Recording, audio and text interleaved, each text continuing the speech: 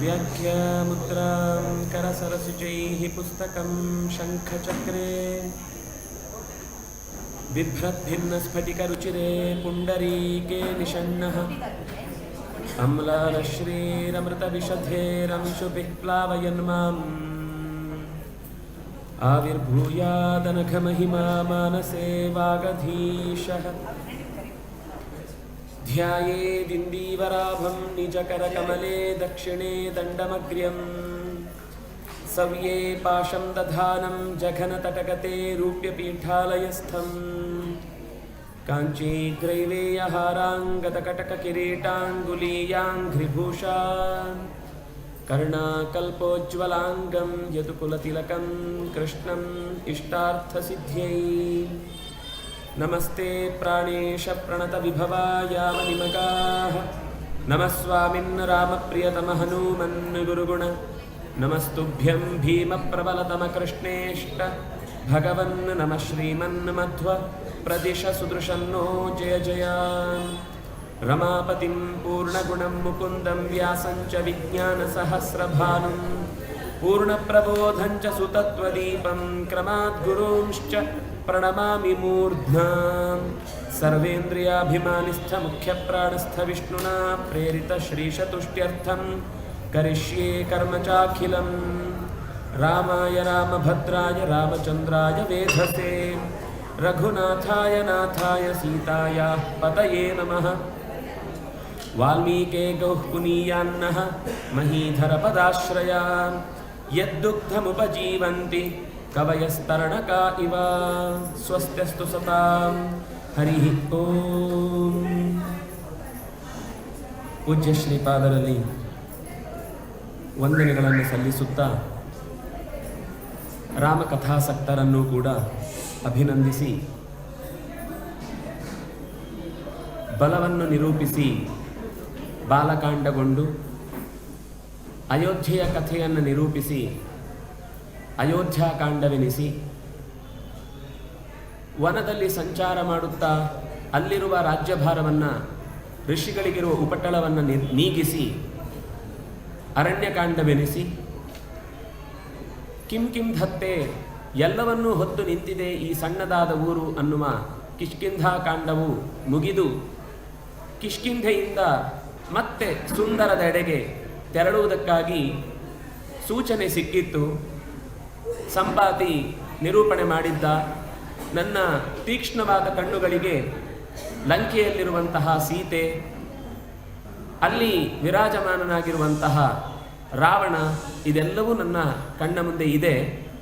ನೀವು ನಿರ್ಭಯವಾಗಿ ನಿಶ್ಚಿಂತೆಯಿಂದ ಆ ದಿಕ್ಕಿನಲ್ಲಿ ಸಿಕ್ಕೇ ಸಿಗ್ತಾಳೆ ಅನ್ನುವ ಭರವಸೆಯಿಂದಲೇ ಕಾರ್ಯಪ್ರವೃತ್ತರಾಗಬಹುದು ಅನ್ನುವ ಮಾತನ್ನು ಕೇಳಿಸಿಕೊಂಡ ಬಳಿಕ ತಮ್ಮಲ್ಲಿ ಯಾರು ಈ ಕಾರ್ಯವನ್ನು ನಡೆಸಬಲ್ಲರು ಅನ್ನುವ ಜಿಜ್ಞಾಸೆಯನ್ನು ಮೂಡಿಸಿಕೊಂಡು ರಾಮನ ಕೆಲಸಕ್ಕಾಗಿ ಎಲ್ಲರೂ ಕೂಡ ಉತ್ಸಾಹದಿಂದ ಇದ್ದರೂ ಕೂಡ ತಮ್ಮ ಸಾಮರ್ಥ್ಯದ ಇತಿಮಿತಿಗಳನ್ನು ಅರ್ಥೈಸಿಕೊಂಡು ಸುಮ್ಮನಿದ್ದಾಗ ತನ್ನ ಸಾಮರ್ಥ್ಯವನ್ನು ವ್ಯಕ್ತಪಡಿಸದೆ ಮೌನದಿಂದ ಇದ್ದ ಹನುಮಂತನ ಹತ್ತಿರಕ್ಕೆ ಹೋಗಿ ಅವನನ್ನು ಪ್ರೇರೇಪಿಸಿದ ಜಾಂಬವಂತ. ಹನುಮಂತ ಹೊರಟ ಮಹೇಂದ್ರ ಪರ್ವತವನ್ನು ಹತ್ತಿ ಆ ದಿಕ್ಕಿನಲ್ಲಿರುವಂತಹ ಲಂಕೆಯ ಕಡೆಗೆ 100 ಯೋಜನದ ದೂರವನ್ನು ಅಳತೆ ಮಾಡಿಕೊಂಡು ಈ ಎತ್ತರದ ಬೆಟ್ಟದಲ್ಲಿ ನಿಂತಾಗ ಎಷ್ಟು ನೆಲಕ್ಕೆ ಒತ್ತಿ ಹಾರಿದರೆ ಅಷ್ಟು ದೂರಕ್ಕೆ ನಾನು ನೆಗೆಯಬಲ್ಲೆ. ಕರ್ಣಾಂತಮಾನೀಯ ಗುಣಗ್ರಹೀತ್ರ. ಹೇಗೆ ಬಾಣವನ್ನು ಬಿಡಬೇಕಾದ್ರೆ ಹಿಂದಕ್ಕೆ ಒಂದು ಸರ್ತಿ ಜಗ್ಗಿ ಆಮೇಲೆ ಬಾಣವನ್ನು ಮುಂದಕ್ಕೆ ಬಿಡ್ತಾರೋ, ಅಥವಾ ನಾವು ಓಟವನ್ನು ನಡೆಸುವ ಮೊದಲ ಹೆಜ್ಜೆಯನ್ನು ಹಿಂದಕ್ಕೆ ದೇಹವನ್ನು ಬಗ್ಗಿಸಿ, ಅಥವಾ ಪ್ರಾಣಿಗಳು ಬೆಕ್ಕು ಇತ್ಯಾದಿಗಳನ್ನೆಲ್ಲ ನಾವು ಗಮನಿಸಿದರೆ ಬೇಟೆಯಾಡುವ ಕ್ರಮವನ್ನು ನೋಡ್ತೇವೆ. ಅದು ಇಡೀ ದೇಹವನ್ನು ಹಿಂದಕ್ಕೆ ಬಗ್ಗಿಸಿ ಇಡೀ ಶಕ್ತಿಯನ್ನು ನೆಲಕ್ಕೆ ಪುಟ್ಟಿದೆಬ್ಬಿಸಿ ಆ ದಿಕ್ಕಿಗೆ ಹಾರುವ ಹಾಗೆ ರಾಮಚಂದ್ರನ ಕಾರ್ಯಾರ್ಥಿಯಾಗಿ ರಾಮಾಯ ಶಾಶ್ವತ ಸುವಿಸ್ತೃತ ಷಡ್ಗುಣಾಯ ಸರ್ವೇಶ್ವರಾಯ ಸುಖಸಾರ ಮಹಾರ್ಣವಾಯ ನತ್ವಾ ಅಂತಹ ಭಗವಂತನನ್ನು ನೆನಪಿಸಿಕೊಂಡು ಶಾಶ್ವತವಾದಂತಹ ಜ್ಞಾನಾನಂದವಾದ ಶರೀರವುಳ್ಳಂತಹ ರಾಮನನ್ನು, ಆರಾಮವಾಗಿರುವವನನ್ನು, ಯಾವತ್ತೂ ಯಾವುದಕ್ಕೂ ತನ್ನನ್ನು ಕಟ್ಟು ಹಾಕಿಕೊಳ್ಳದೇ ಇದ್ದರೂ ಕೂಡ ಮರ್ತ್ಯನಾಗಿ ಕಾಣಿಸಿಕೊಳ್ಳುವುದು, ಮರ್ತ್ಯವತ್ ಪ್ರವೃತ್ತಿ ಅನ್ನುವುದು ಮನುಷ್ಯನ ಏರಿಳಿತಗಳನ್ನು ಲೋಕಕ್ಕೆ ಪರಿಚಯಿಸುವ ಅರ್ಥದಲ್ಲಿ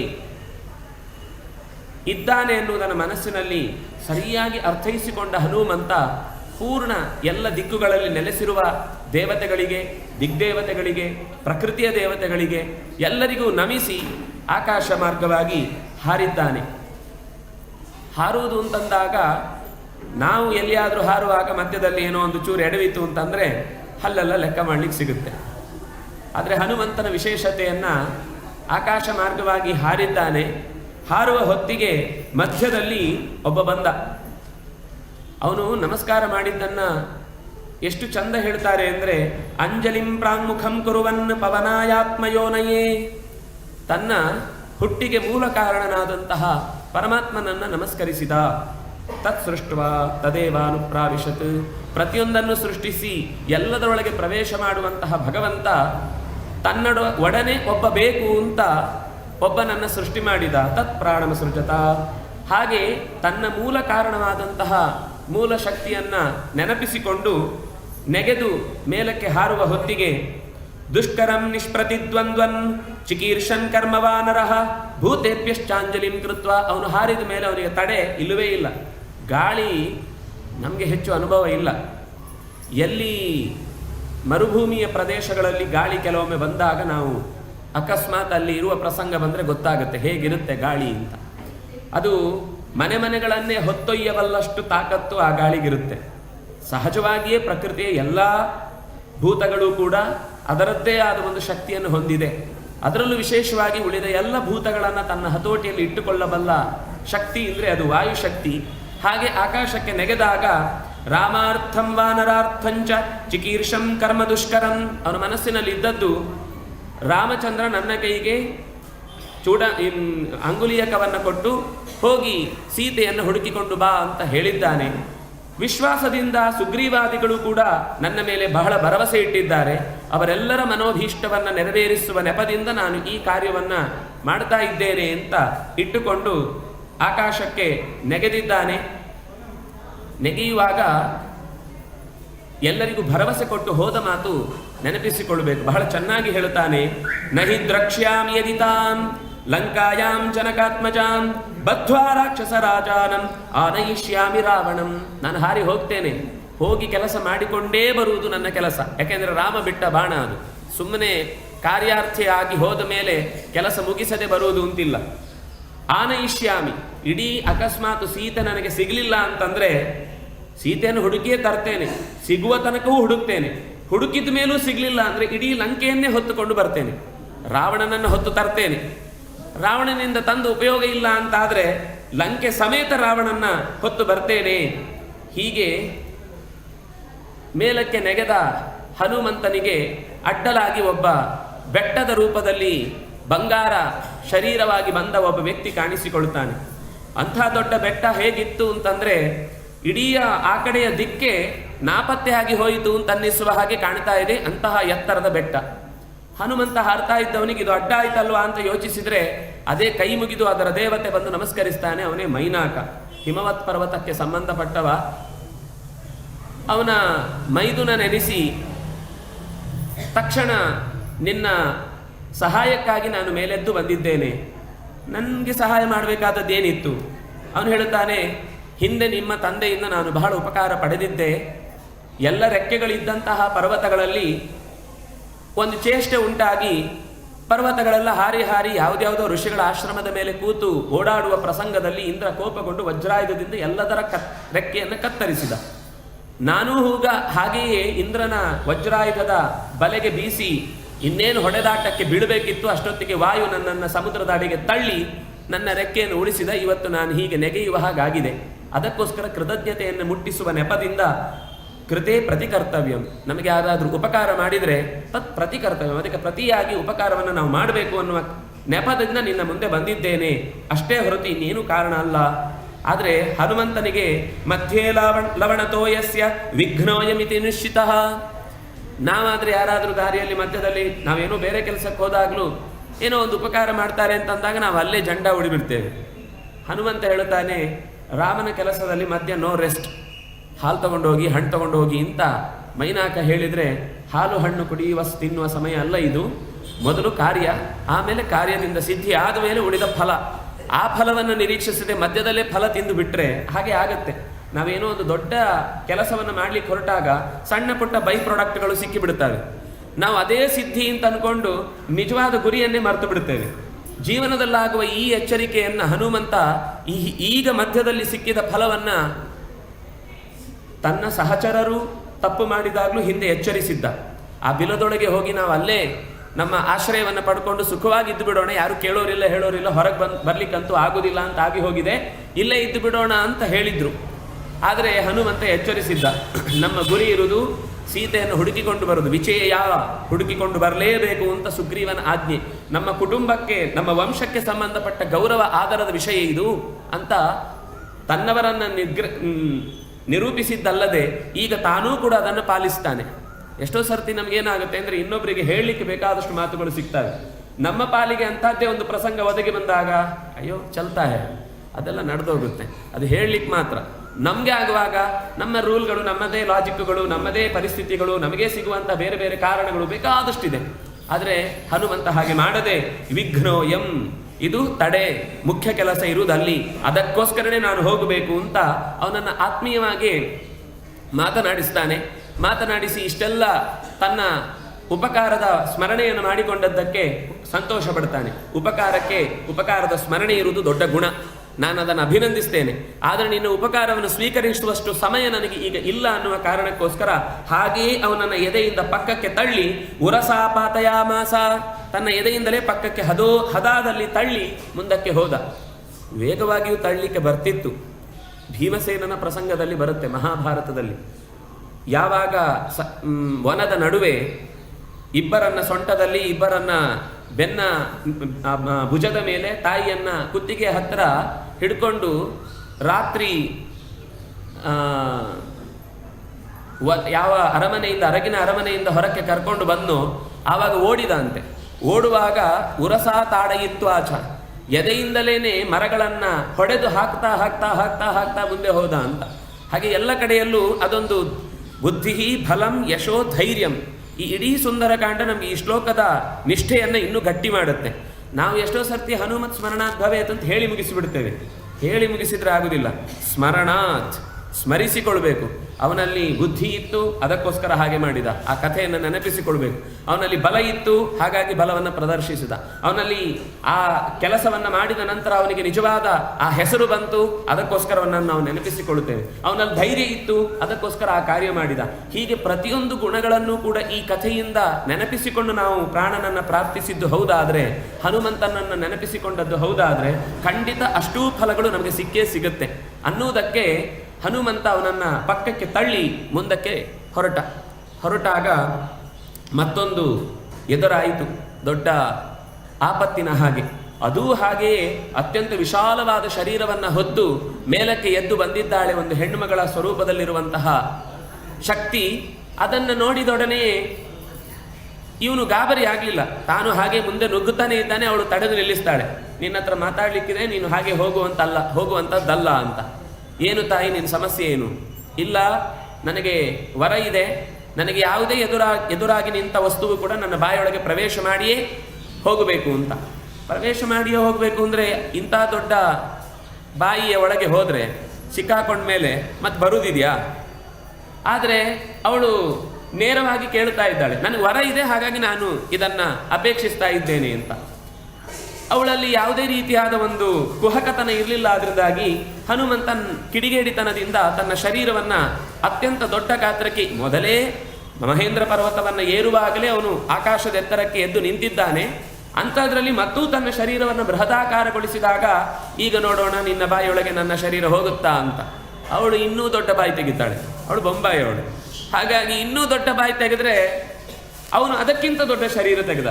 ಈಗ 10 ಯೋಜನದಿಂದ 20 ಯೋಜನ, 30 ಯೋಜನ, 40, 50, 60, 100 ಯೋಜನ ತಾಳಿದ ಮೇಲೆ ಹನುಮಂತ ಹಾರಬೇಕಾಗಿರಲಿಲ್ಲ, ದಾಟ್ಕೊಂಡು ಹೋಗ್ಬೋದಿತ್ತು. ಆದರೆ ಅವಳಿಗೆ ತನ್ನ ಶಕ್ತಿಯನ್ನು ತೋರಿಸುವ ದೃಷ್ಟಿಯಿಂದ ಹೀಗೆ ಆಕಾಶಕ್ಕೆ ಬೆಳೆದು ನಿಂತಿದ್ದಾನೆ. ಅವಳು ಕೂಡ ತನ್ನ ಮೇಲ್ತುಟಿಯನ್ನು ಆಕಾಶಕ್ಕೆ, ಕೆಳತುಟಿಯನ್ನು ಭೂಮಿಯ ಕಡೆಗೆ ಇರಿಸಿ ಅಷ್ಟೇ ಕಾಯ್ತಾ ಇದ್ದಾಳೆ. ನೋಡು, ನನ್ನ ಬಾಯಿ ಏನು ಕಮ್ಮಿ ಇಲ್ಲ ಅಂತ. ಹಾಗಾಗಿ ಬಾಯಿಯನ್ನು ಸ್ವಲ್ಪ ಜಾಸ್ತಿ ಯಾವಾಗಲೂ ಜೋರಿರ್ತಾರೆ. ಅದಕ್ಕೋಸ್ಕರ ಹನುಮಂತ ತಕ್ಷಣದಲ್ಲೇ ತನ್ನ ಶರೀರವನ್ನು ಅತ್ಯಂತ ಸೂಕ್ಷ್ಮವಾದ ದೇಹಕ್ಕೆ ತೆಗೆದುಕೊಂಡು ಹಾಗೆಯೇ ಅವಳ ಬಾಯಿಯನ್ನು ಒಳಕ್ಕೆ ಪ್ರವೇಶ ಮಾಡಿ ಅವಳ ಗಂಟಲಿನ ತನಕ ಹೋಗಿ ಕಿರುನಾಲಿಗೆನೊಮ್ಮೆ ಜೋರಾಗಿ ಎಳೆದು, ಗೊತ್ತಾಗಬೇಕಲ್ಲ ಒಳಗೆ ಹೋಗಿ ಬಂದಿದ್ದೇನೆ ಅಂತ, ಜೋರಾಗಿ ಎಳೆತ್ತು ಹೊರಕ್ಕೆ ಬಂದಿದ್ದಾನೆ. ಅವಳು ಬಾಯಿ ಮುಚ್ಚುವಷ್ಟರಲ್ಲಿ ಹನುಮಂತ ಹೊರಗಿದ್ದಾನೆ. ನಿನ್ನ ಅಪೇಕ್ಷೆಯಂತೆ ಬಾಯಿ ಪ್ರವೇಶ ಮಾಡು ತಂದಿದ್ದಕ್ಕೆ ಪ್ರವೇಶ ಮಾಡಿದ್ದೇನೆ, ಇನ್ಯಾವುದೇ ಆಕ್ಷೇಪ ಮಾಡುವ ಹಾಗಿಲ್ಲ ಅಂತ. ಅವಳು ಬಹಳ ಸಂತೋಷ ಪಡ್ತಾಳೆ. ನಾನು ನಾಗಮಾತೆ ಸುರಸ ಅಂತ, ನಿನ್ನಲ್ಲಿ ಎಂತಹ ರಸ ಇದೆ ಎನ್ನುವುದನ್ನು ಲೋಕಕ್ಕೆ ತೋರಿಸಿಕೊಡುವುದಕ್ಕೋಸ್ಕರ ನಾನು ಬಂದವನಷ್ಟೇ ಹೊರತು ದೇವತೆಗಳ ಒಂದು ಆಟದಲ್ಲಿ ಇದೊಂದು ಭಾಗವಾಗಿತ್ತು. ಅದಕ್ಕೋಸ್ಕರ ನನ್ನ ಮೇಲೆ ಕೋಪ ಮಾಡಿಕೊಳ್ಬೇಡ, ನಿನ್ನ ಕಾರ್ಯ ಯಶಸ್ವಿಯಾಗಿ ನಡೆದು ಹೋಗಲಿ, ಸೀತೆಯ ದಕ್ಕುವಿಕೆ ನಿಮ್ಮ ಮನಸ್ಸಿನಲ್ಲಿ ಏನು ಅಪೇಕ್ಷೆ ಇದೆಯೋ ಅದು ನಡೆದು ಹೋಗಲಿ ಅಂತ ಹಾರೈಸಿ ತಾನು ಮರೆಯಾಗ್ತಾಳೆ. ಮತ್ತೆ ಮುಂದೆ ಹೋದಾಗ ಮತ್ತೂ ಒಂದು ಶಕ್ತಿ ಎದುರಾಯಿತು. ಹಾಗೆ ಎದುರಾದಾಗ ಅವಳ ಇರಾದೆ ತಡೀಬೇಕು ಅಂತಿದ್ದದ್ದಲ್ಲ. ಅವಳು ಛಾಯಾಗ್ರಹಿ. ಛಾಯಾಗ್ರಹ ಅಂದರೆ ಆಕಾಶದಲ್ಲಿ ಹೋಗ್ತಾ ಇರುವ ವಸ್ತುವಿನ ನೆರಳನ್ನು ಹಾಗೆಯೇ ಸೆಳೆದು ಬಿಡುವ ಶಕ್ತಿ.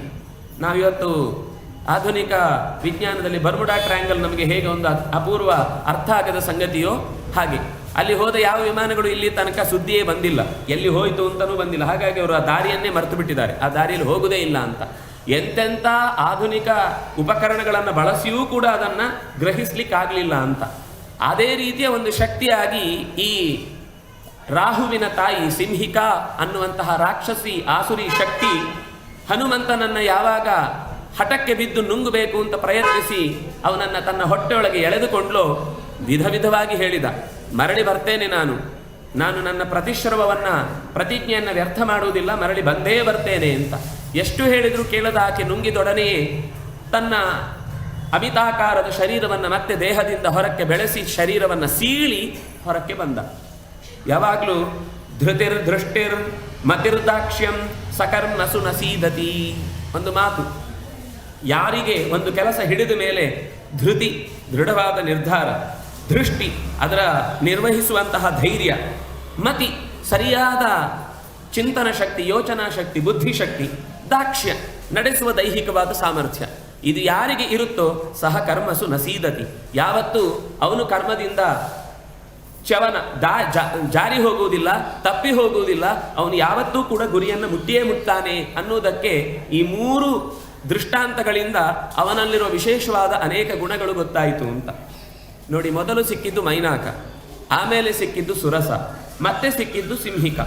3ರ ಪರೀಕ್ಷೆಯೂ ಕೂಡ ಒಂದೇ ಥರ ಆಗಿರಲಿಲ್ಲ. ಇದು ನಮ್ಮ ಹತ್ತಿರದಲ್ಲೇ ಇರುವಂತಹ ಸಮಸ್ಯೆಗಳು. ರಾಘವೇಂದ್ರ ಸ್ವಾಮಿಗಳನ್ನು ಕೇಳಿಕೊಳ್ಳುವಾಗ ನಾವೊಂದು ಪ್ರಾರ್ಥನೆ ಮಾಡುತ್ತೇವೆ, ಆತ್ಮಾತ್ಮೀಯ ಸಮುದ್ಭವಾನ್ ಸರ್ವಾನಪಿ ಪುಮರ್ಥಾಂಶ್ಚ ದದಾತು ಗುರುರಾತ್ಮವಿತ್. ಆತ್ಮೀಯ ಸಮುದ್ಭವಾನ್, ಎಲ್ಲ ದೋಷಗಳನ್ನು ಕಳೆಯಿರಿ ಅಂತ. ಅದನ್ನೇ ಇಲ್ಲಿ ಹನುಮಂತ ಮಾಡಿ ತೋರಿಸಿದ್ದು. ಏನು ಅಂದರೆ ಸಮಸ್ಯೆ 3 ಥರ ಬರುತ್ತೆ. ಒಂದು, ನಮ್ಮ ಆತ್ಮೀಯರಿಂದಲೇ ಬರುವ ಸಮಸ್ಯೆ. ಅವ್ರು ಕೆಟ್ಟವರಲ್ಲ. ನಾವೇನೋ ಉಪನ್ಯಾಸಕ್ಕೆ ಹೋಗ್ತೀವಿ ಅಂತಂದಾಗ, ಇಲ್ಲ ಇಲ್ಲೇ ಒಂದು ಪಕ್ಕದಲ್ಲಿ ತಿಂಡಿ ಸಂತೆ ಇದೆ, ಹೋಗಿ ಬಂದ್ಬಿಡೋಣ, 2 ನಿಮಿಷ ಹೋಗಿ ಬಂದ್ಬಿಡೋಣ. ಅಲ್ಲಿ ಹೋದ್ಮೇಲೆ ತಿಂಡಿ ರುಚಿ ಹತ್ತಿದ್ಮೇಲೆ ಈ ಕಡೆ ಬರಲಿಕ್ಕೆ ಆಗಲ್ಲ. ಅವರೇನು ನಮ್ಮನ್ನು ಬೇಕು ಅಂತ ದಾರಿ ತಪ್ಪಿಸ್ಲಿಕ್ಕೆ ಹೇಳಿದವರಲ್ಲ. ಅವನು ಹಾಲು ಹಣ್ಣು ಕೊಡುವ ಹಾಗೆ ಇವರು ನಮಗೇನೋ ಉಪಕಾರ ಆಗಲಿ, ನಿಮ್ಗೊಂದು ಗೊತ್ತಿರಲಿ ಈ ವಿಷಯ ಅಲ್ಲ ಅಂತ ಅನ್ನುವ ದೃಷ್ಟಿಯಿಂದ ನಮ್ಮನ್ನು ಎಳ್ಕೊಂಡು ಹೋಗ್ತಾರೆ. ಅಂಥವರನ್ನು ಹನುಮಂತ ಆತ್ಮೀಯವಾಗಿಯೇ ಪರಿಹರಿಸಿದ. ಇಲ್ಲ, ನಾನು ಉಪನ್ಯಾಸ ಮುಗಿಸಿ ಆಮೇಲೆ ಬರ್ತೇನೆ ಅಂತ ನಾವು ಹೇಳಿದರೆ ಹನುಮಂತ ಮಾಡಿದಂತೆ ನಾವು ಮಾಡಿದ ಹಾಗಾಗುತ್ತೆ.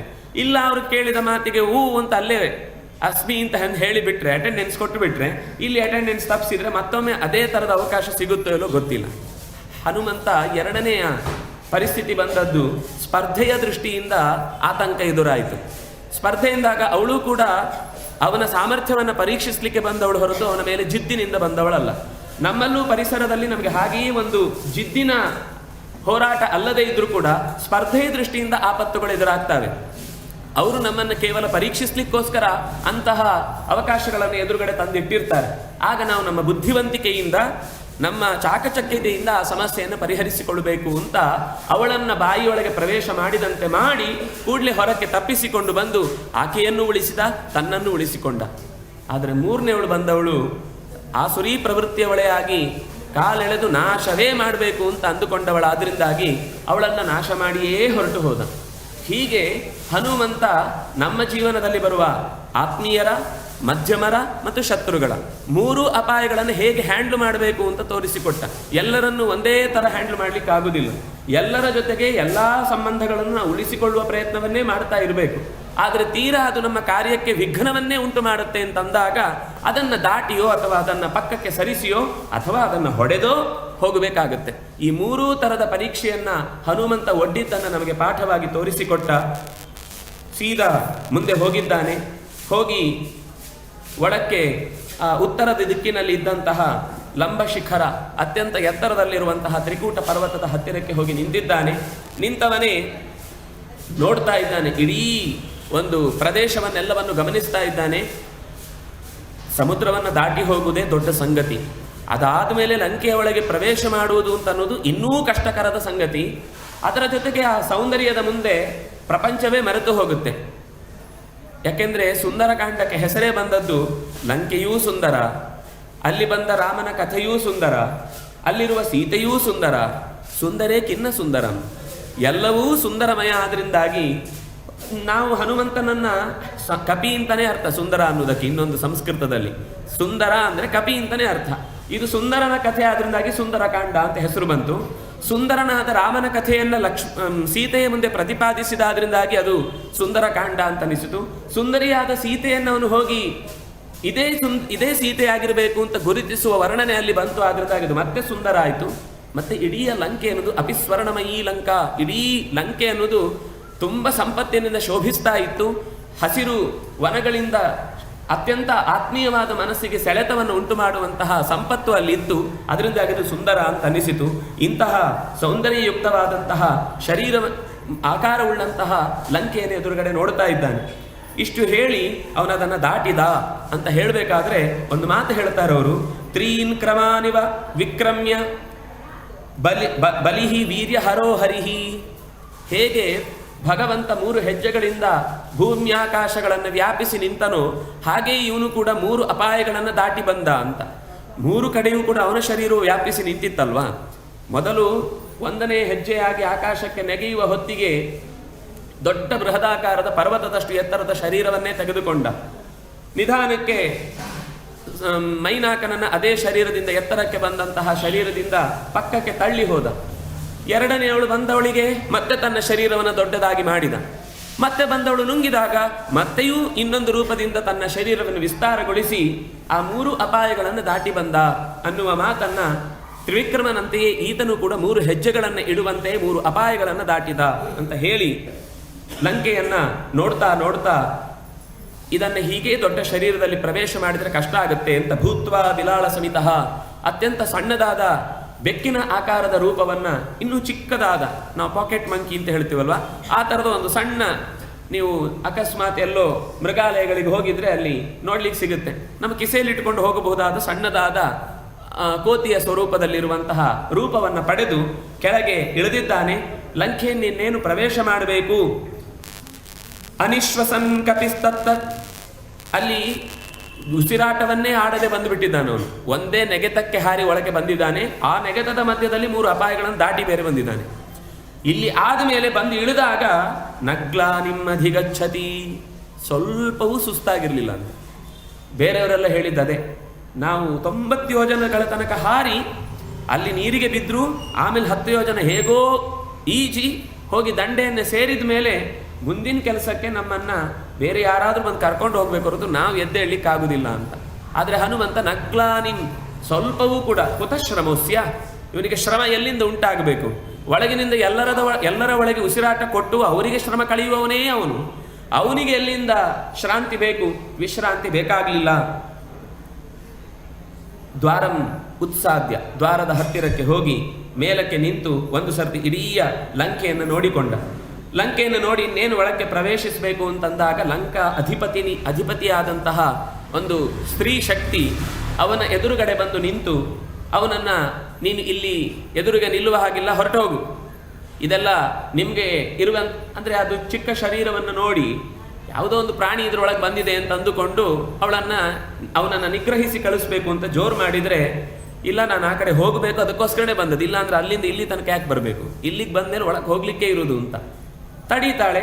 ತಡೆದಾಗ ಒಂದು ಏಟು ಕೊಡ್ತಾನಷ್ಟೇ, ಹೆಣ್ಮಗಳು ಅಂತ ಸ್ವಲ್ಪ ನಿಧಾನಕ್ಕೆ ಏಟು ಕೊಡ್ತಾನೆ. ಆದರೆ ಆ ನಿಧಾನ ಕೊಟ್ಟ ಏಟೆ ಬಾಯಲ್ಲಿ ನೆತ್ತರು ಕಕ್ಕುವಂತಾಗಿ ಮೂರ್ಛೆ ತಪ್ಪಿ ಕೆಳಕ್ಕೆ ಬಿದ್ದವಳಿಗೆ ಸ್ವಲ್ಪ ಹೊತ್ತಾದ ಮೇಲೆ ಎಚ್ಚರ ಆಯಿತು. ಆ ಕಡೆಯಿಂದ ಸೂರ್ಯನು ಕತ್ತಿದ್ದಾನೆ, ಇವಳ ಕಣ್ಣು ಮುಚ್ಚುತ್ತಾನೆ ಇದೆ. ಕತ್ತಲೆ ಆಗಿದ್ದೋ ನನಗೆ ಏಟಿಂದ ಕಣ್ಣು ಕತ್ತಲೆ ಹತ್ತಿದೆಯೋ ಗೊತ್ತಾಗ್ಲಿಲ್ಲ ಅವಳಿಗೆ. ಆಮೇಲೆ ಎದ್ದ ಮೇಲೆ ಅವಳಿಗೆ ಹಿಂದಿನದ್ದು ನೆನಪಾಯಿತು. ಯಾವಾಗ ಒಂದು ಕಪಿ ಈ ರೀತಿಯಾಗಿ ಒಳಕ್ಕೆ ಪ್ರವೇಶಿಸುವಂತಹ ಸಾಮರ್ಥ್ಯವನ್ನು ತೋರುತ್ತೋ ಅಲ್ಲಿಗೆ ಈ ಲಂಕೆಯ ನಿರ್ನಾಮ ಆಗುತ್ತೆ ಎನ್ನುವ ಮಾತು ನೆನಪಾಗಿಸಿಕೊಂಡು ಅವಳು ಅಲ್ಲಿಂದ ಹೊರಟು ಹೋಗಿಬಿಡ್ತಾಳೆ. ಅವನನ್ನ ಒಳ್ಳೇದಾಗ್ಲಿ ನಿನಗೆ, ನೀನು ಒಳ್ಳೆ ಕೆಲಸಕ್ಕೆ ಬಂದಿದ್ದಿ ಅಂತಂದ ಮೇಲೆ ಸೀತೆಯನ್ನು ಅಪಹಾರ ಮಾಡಿದಂತಹ ರಾವಣನಿಗೆ ನನ್ನ ಬೆಂಬಲ ಇಲ್ಲ ಅಂತ ಅವಳು ಕೂಡ ಅಲ್ಲಿಂದ ಹೊರಟು ಹೋಗ್ತಾಳೆ. ಹೀಗೆ ಹೊರಟು ಹೋದ ಬಳಿಕ ಸೀದಾ ಒಳಕ್ಕೆ ಪ್ರವೇಶ ಮಾಡಿದ್ದಾನೆ. ಪ್ರವೇಶ ಮಾಡಿ ವಿಧಿತ್ಸ ಸರ್ವಕಾರ್ಯಾಣಿ ಯಾನಿ ಯಾನಿ ಹವಾಂಛಸಿ, ಅವಳು ಪರ್ಮಿಷನ್ ಕೊಟ್ಟು ಬಿಟ್ಟಿದ್ದಾಳೆ, ನೀನು ಎಲ್ಲಿ ಬೇಕಾದರೂ ಹೋಗು ಅಂತ. ಹೋದವನೇ ಆ ಚಿಕ್ಕ ಶರೀರವನ್ನು ತೆಗೆದುಕೊಂಡು ಒಳಕ್ಕೆ ಕತ್ತಲೆಯ ಆ ಹೊತ್ತಿಗೆ ಪ್ರವೇಶ ಮಾಡಿ ನೋಡ್ತಾ ಇದ್ದಾಗ, ನಿಶಾಚರರು ಅಂದ್ರೇನು, ಅವರಿಗೆ ರಾತ್ರಿಯೇ ಬೆಳಕಾಗುವುದು. ನಮ್ಮಲ್ಲೂ ಈಗ ತುಂಬ ಜನ ಇಲ್ವ ಹಾಗೆ, ಅವರಿಗೆ ಶುರುವಾಗುವುದೇ ನೈಟ್ ಶಿಫ್ಟು, ಅನಿವಾರ್ಯ, ಏನು ಮಾಡೋದು, ಬದುಕು ಅಂತಂದಾಗ ಎಲ್ಲ ಬದಲಾವಣೆಗಳಾಗುತ್ತೆ. ಅದು ಒಳಕ್ಕೆ ಅಂತ ಪ್ರವೃತ್ತಿ ಇಲ್ಲದೆ ಇದ್ರೆ ಸಾಕು. ಆದರೆ ಇಲ್ಲಿ ರಾತೋರಾತ್ರಿ ಎಲ್ಲರೂ ಜಾಗೃತರಾಗಿ ಎದ್ದು ನಿಂತ ಈ ಹೊತ್ತಿಗೆ ಹನುಮಂತ ಒಳಕ್ಕೆ ಪ್ರವೇಶ ಮಾಡ್ತಾ ಅವರ ಕಣ್ಣಿಗೆ ಕಾಣಿಸದ ಹಾಗೆ ಅಲ್ಲಲ್ಲಿ ಸಣ್ಣ ಪುಟ್ಟ ಚೇಷ್ಟೆಗಳನ್ನು ಮಾಡಿಕೊಂಡು ಒಳಕ್ಕೆ ನುಗ್ಗಿದ್ದಾನೆ. ನೇರ ರಾವಣನ ವಸ್ತುತಃ ಅದು ಹೇಗಿತ್ತು ಅಂತ ಅನ್ನೋದನ್ನು ಒಂದಿಷ್ಟು ವರ್ಣನೆ ಮಾಡುತ್ತಾರೆ. ಅಲ್ಲಿ ಒಂದು ನೊಣವೂ ಕೂಡ ಮಿಸುಕಾಡ್ಲಿಕ್ಕೆ ಸಾಧ್ಯ ಇಲ್ಲ, ಅಷ್ಟು ಬಲಿಷ್ಠವಾದ ಆವರಕವುಳ್ಳ ಅನೇಕ ರಕ್ಷಣಾ ವ್ಯವಸ್ಥೆ ಉಳ್ಳಂತಹ ಜಾಗ ಆಗಿತ್ತು. ಆದರೆ ಅಷ್ಟೂ CC ಕ್ಯಾಮೆರಾಗಳನ್ನು ದಾಟಿಕೊಂಡು ಹನುಮಂತ ಸೀದಾ ರಾವಣನ ಅಂತಃಪುರದ ಒಳಗೆ ನುಗ್ಗಿದ್ದಾನೆ. ಯಾವ ರಾಕ್ಷಸರ ಕಣ್ಣೂ ಕೂಡ ಈ ಹನುಮಂತನನ್ನು ಗುರುತಿಸಲಿಲ್ಲ ಅನ್ನೋದರ ಜೊತೆಗೆ ಇನ್ನೊಂದು ಕಾರಣ ಇರ್ಬೋದು, ಇದೇನೋ ಕೋತಿ ಎಲ್ಲೋ ಓಡಾಡ್ತಾ ಇದೆ ಅಂತ ಯಾವಾಗ ಒಂದು ವಿಷಯವನ್ನು ನಾವು ನೆಗ್ಲೆಕ್ಟ್ ಮಾಡ್ಲಿಕ್ಕೆ ಶುರು ಮಾಡ್ತೇವೋ ಅದೇ ದೊಡ್ಡ ಆಪತ್ತಾಗತ್ತೆ ಅನ್ನೋದಕ್ಕೆ ಇಲ್ಲಿಂದನೇ ಕಥೆ ಶುರುವಾಯಿತು. ರಾವಣನ ಅಂತಃಪುರದ ಒಳಗೆ ಪ್ರವೇಶ ಮಾಡಿ ಎಲ್ಲಿ ನೋಡಿದ್ರು ಕೂಡ ಕಾಣಿಸ್ತಾ ಇಲ್ಲ. ಚಕ್ರೇತ ಪಾದಂ ಸವ್ಯಂಚ ಶತ್ರುಣಾಂ ಸತುಮೂರ್ಧನಿ. ಆ ಅಂತಃಪುರದ ಒಳಗೆ ಹೆಜ್ಜೆ ಇಡಬೇಕಾದ್ರೆ ಎಡಗಾವನ್ನ ಒಳಗಿಟ್ಟು ಪ್ರವೇಶ ಮಾಡಿದ್ನಂತೆ. ಶತ್ರುಗಳ ಮನೆಗೆ ಹೋಗುವಾಗ ಅದು ಅವರನ್ನು ನಾಶ ಮಾಡಲಿಕ್ಕೋಸ್ಕರನೇ ನಾವು ಬಂದಿದ್ದೇವೆ ಅಂತಂದಾಗ ಕೃಷ್ಣ ಹೇಗೆ ಜರಾಸಂಧನ ಮನೆಗೆ ಹಿಂಬಾಗಿಲಿನಿಂದ ನುಗ್ಗಿದನು, ಹಾಗೆ ಇಲ್ಲಿ ಹನುಮಂತ ಎಡಗಾಲನ್ನಿಟ್ಟು ಒಳಕ್ಕೆ ನುಗ್ಗಿದಂತೆ. ನುಗ್ಗಿ ಅಲ್ಲಿ ಎಂಥೆಂಥವ್ರು ಇದ್ರು ಅನ್ನೋದನ್ನು ಒಂದು ಇಷ್ಟು ದೊಡ್ಡ ಲಿಸ್ಟ್ ಕೊಡ್ತಾರೆ ಅವರು. ಧನ್ವಿನ ಖಡ್ಗಿನಶ್ಚೈವ ಶತಗ್ನಿ ಮುಸಲಾಯುಧಾನ್ ಶಕ್ತಿ ವೃಕ್ಷಾಯುಧಾಂಶ್ಚೈವ ಪಟ್ಟಶಾ ನಿಷದ್ ಅಶನಿಧಾರಿಣಃ. ಪ್ರತಿಯೊಬ್ಬರ ಕೈಯಲ್ಲಿ ಖಡ್ಗ, ಕೂರಸಿ, ಬಾಣಗಳು, ಬೇರೆ ಬೇರೆ ತರದ ವಿಚಿತ್ರವಾದ ಆಕಾರಗಳನ್ನು ಕಂಡೇ ಇಲ್ಲದ ತರದ ಆಯುಧಗಳು, ಇದೆಲ್ಲವನ್ನು ಹಿಡಿದುಕೊಂಡು ಓಡಾಡ್ತಾನೆ ಇದ್ದಾರೆ. ಒಂದೊಂದು ಜಾಗದಲ್ಲಿ ಒಂದು ಚೂರೂ ಕೂಡ ಯಾವ ಅಪಾಯವೂ ಉಂಟಾಗಬಾರದು ರಾವಣನಿಗೆ ಅನ್ನುವ ನೆಪದಲ್ಲಿ. ಆದರೆ ಇದು ಯಾವ ಅಪಾಯದ ಬಗ್ಗೆಯೂ ಎಚ್ಚರವನ್ನೇ ಇಟ್ಟುಕೊಳ್ಳದೆ ಹನುಮಂತ ಮಾತ್ರ ಸೀದಾ ಒಳಗೆ ನುಗ್ಗಿದ್ರೆ ಅವರೇನೂ ಆಗಿಲ್ಲ ಅನ್ನುವ ಹಾಗೆ ವರ್ತಿಸ್ತಾ ಇದ್ದಾರೆ. ಆದರೆ ಸೀತೆ ಸಿಗಲಿಲ್ಲ. ಇಡೀ ಅರಮನೆಯ ಎಲ್ಲ ಮೂಲೆಗಳನ್ನು ಹುಡುಕಿದ್ದಾನೆ. ಎಂಥೆಂಥ ಅತ್ಯಂತ ಕಠಿಣವಾದ ರಕ್ಷಣಾಯುಕ್ತವಾದಂತಹ ಜಾಗಗಳಿಗೂ ಪ್ರವೇಶ ಮಾಡಿದ್ದಾನೆ. ಆದರೆ ಅಲ್ಲಿ ಹೇಳುವಾಗ ಮಾತ್ರ ಅಂತಃಪುರದ ಒಳಗೆ ಸಹಸ್ರಾರು ಹೆಣ್ಣು ಮಕ್ಕಳು, ವಿದ್ಯಾಧರರ ಹೆಣ್ಣು ಮಕ್ಕಳು, ಗಂಧರ್ವರ ಹೆಣ್ಣು ಮಕ್ಕಳು ಎಲ್ಲರೂ ಕೂಡ ಅವನ ಅಂತಃಪುರದ ಒಳಗೆ ಸೇರಿಕೊಂಡಿದ್ದಾರೆ. ಇದನ್ನೆಲ್ಲ ನೋಡಿ ಖಂಡಿತ ಇಲ್ಲಿ ಎಲ್ಲಿಯಾದರೂ ಸೀತೆ ಇರಬಹುದು ಅಂತ ನಿರೀಕ್ಷಿಸಿ ಹುಡುಕಿದ್ರೆ ಎಷ್ಟು ಹುಡುಕಿದ್ರೂ ಸಿಗಲಿಲ್ಲ. ಉಳಿದ ಎಲ್ಲ ರಕ್ಕಸರ ಮನೆಯನ್ನು ಪ್ರವೇಶ ಮಾಡಿದ್ದಾನೆ. ಕುಂಭಕರ್ಣನ ಮನೆಯನ್ನು ಪ್ರವೇಶ ಮಾಡಿದಾಗ ಜೋರಾದ ಗೊರಕೆಯ ಶಬ್ದ ಕೇಳಿಸ್ತಾ ಇದೆ, ಇಡೀ ಊರು ಕೇಳುವ ಹಾಗೆ, ಇಲ್ಲಿ ಯಾರೋ ಮಲಗಿದ್ದಾರೆ ಅಂತ ಗೊತ್ತಾಗುವ ಹಾಗೆ. ಆದರೆ ಅಲ್ಲಿ ಎಲ್ಲಿಯೂ ಕೂಡ ಸೀತೆಯ ಉಪಸ್ಥಿತಿ ಇಲ್ಲ ಅಂತ ಗೊತ್ತಾಗಿ ಒಂದು ಮನೆಗೆ ಹೋದಾಗ ರಾಮನ ನಾಮ ಕೇಳ್ತಾ ಇತ್ತು. ಆಶ್ಚರ್ಯ ಆಯಿತು. ಒಳಕ್ಕೆ ಹೋಗಿ ನೋಡಿದರೆ ವಿಭೀಷಣ ಸ್ತೋತ್ರ ಮಾಡ್ತಾ ಕೂತಿದ್ದಾನೆ. ರಾಮಚಂದ್ರನ ಬಗ್ಗೆ ಎಚ್ಚರದಿಂದ ತನ್ನ ಮನಸ್ಸಿನಲ್ಲಿ ಅಣ್ಣ ತಪ್ಪು ಮಾಡಿದ್ದಾನೆ ಅನ್ನುವ ಎಚ್ಚರದಿಂದ ತನ್ನ ಹರಿನಾಮ ಸ್ಮರಣೆಯನ್ನು ಮಾಡಿಕೊಳ್ತಾ ಕೂತಿದ್ದನ್ನು ನೋಡಿ, ಆದರೂ ಅಲ್ಲಿ ಏನೂ ತನ್ನ ಬಂದು ಹೋಗುವ ಸುಳಿವನ್ನು ಕೊಡದೆ ಹಾಗೆ ಅಲ್ಲಿಂದ ಹೊರಟು ಬಿಟ್ಟಿದ್ದಾನೆ. ಹೀಗೆ ಪ್ರಹಸ್ತ, ವಿದ್ಯುನ್ಮಾಲಿ, ಮಹಾಪಾರ್ಶ್ವ, ಕುಂಭಕರ್ಣ, ವಿಭೀಷಣ, ವಿದ್ಯುಜ್ಜಿಹ್ವ, ವಜ್ರದಂಷ್ಟ್ರ, ತುಂಬ ವಿಚಿತ್ರವಾದ ಹೆಸರುಗಳೆಲ್ಲ ಸಿಗುತ್ತೆ. ನಾವು ಇವತ್ತು ವಿಚಿತ್ರವಾದ ಹೆಸರುಗಳನ್ನೆಲ್ಲ ನೋಡ್ತೇವಲ್ಲ, ಹಾಗೆ ಅವರು ರಾಕ್ಷಸರು ಆಗಲೂ ಇದ್ರು. ಈ ಎಲ್ಲ ವಿಚಿತ್ರವಾದ ಹಲ್ಲು, ಮೂಗು, ಬಾಯಿ ಯಾವುದು ಎಲ್ಲಿರಬೇಕೋ ಅಲ್ಲಿಲ್ಲದೆ ಇರುವಂಥ ಆಕೃತಿಯುಳ್ಳಂತಹ ಶರೀರದ ರಕ್ಕಸರೆಲ್ಲರೂ ಕೂಡ ಕೆಲವರಿಗೆ ಬಾಯಲ್ಲಿ ಹೊಟ್ಟೆ ಅಂತೆ, ಕೆಲವರು ತಲೆಯಲ್ಲಿ ಮೂಗಂತೆ, ಕೆಲವರಿಗೆ ಬಾಯಿ, ಮೂಗು, ಕಣ್ಣು, ಕಿವಿ ಎಲ್ಲ ಒಂದೇ, ಬೇರೆ ಇಲ್ವೇ ಇಲ್ಲ. ಅದ್ರದ್ದೊಂದು ಲಿಸ್ಟ್ ಕೊಡ್ತಾರೆ. ನೀವು ನೋಡಿದ್ರೇ ಹೆದರ್ಕೊಂಡು ಸಾಯ್ಬೇಕು ಹೊರತು ಅವ್ರು ಬಂದು ಆಕ್ರೋಶ ಮಾಡಿ ಕಿರುಚಾಡಿ ಏನು ಮಾಡಬೇಕಾಗಿಲ್ಲ. ಅವರ ರೂಪ ಆಕಾರಗಳನ್ನು ನೋಡಿದಾಗಲೇ ಅವರ ಕೂದಲುಗಳೆಲ್ಲ ಕರೆಂಟ್ ಹೊಡೆದಾಗ ಪೂರ್ತಿ ನಿಂತಿರುತ್ತಲ್ವ, ಹಾಗೆ ಆಕಾಶಕ್ಕೆ ಮುಖ ಮಾಡಿ ನಿಂತಿತ್ತಂತೆ. ಕೆಲವರು ಜಟೆಯನ್ನು ಯಾವತ್ತೂ ಅದಕ್ಕೆ ನೀರೇ ತಾಗಿಸಿಲ್ಲ, ಅದರಿಂದಾಗಿ ಅದೇ ಆಯುಧ ಅಂತೆ, ಜಟೆಯೇ ಆಯುಧ. ಎದುರುಗಡೆ ಬಂದವರಿಗೆ ಅದನ್ನು ತಲೆ ತಿರುಗಿಸಿದ್ರೆ ಆಯ್ತು, ಎದುರುಗಡೆ ಅಷ್ಟು ಜನರ ತಲೆ ಹೊರಟೋಗುತ್ತೆ. ಅಂಥ ವಿಚಿತ್ರವಾದ ಸ್ವರೂಪಗಳಲ್ಲಿರುವ ರಾಕ್ಷಸರನ್ನು ನೋಡಿಯೂ ಹನುಮಂತ ಹೆದರದೆ ತನ್ನ ಕರ್ತವ್ಯ ಮಾತ್ರ, ಅವನಿಗೆ ಈ ಸೀತೆಯನ್ನು ಹುಡುಕುವುದು ಅಂತನ್ನುವ ವಿಷಯ ಬಿಟ್ಟರೆ ಇನ್ನೇನನ್ನೂ ಗಮನಿಸ್ತಾ ಇಲ್ಲ. ನಮಗೆ ಹಾಗೆ ಕಾಣುತ್ತೆ, ಆದರೆ ಮುಂದೆ ಈ ಯುದ್ಧಕಾಂಡದಲ್ಲಿ ಗೊತ್ತಾಗುತ್ತೆ ಹನುಮಂತ ಅಷ್ಟು ತಿರುಗಿ ಏನು ಮಾಡಿ ಬಂದಿದ್ದ ಅಂತ. ಈಗ ಇದ್ರ ಬಗ್ಗೆ ಏನು ಹೇಳುವುದಿಲ್ಲ.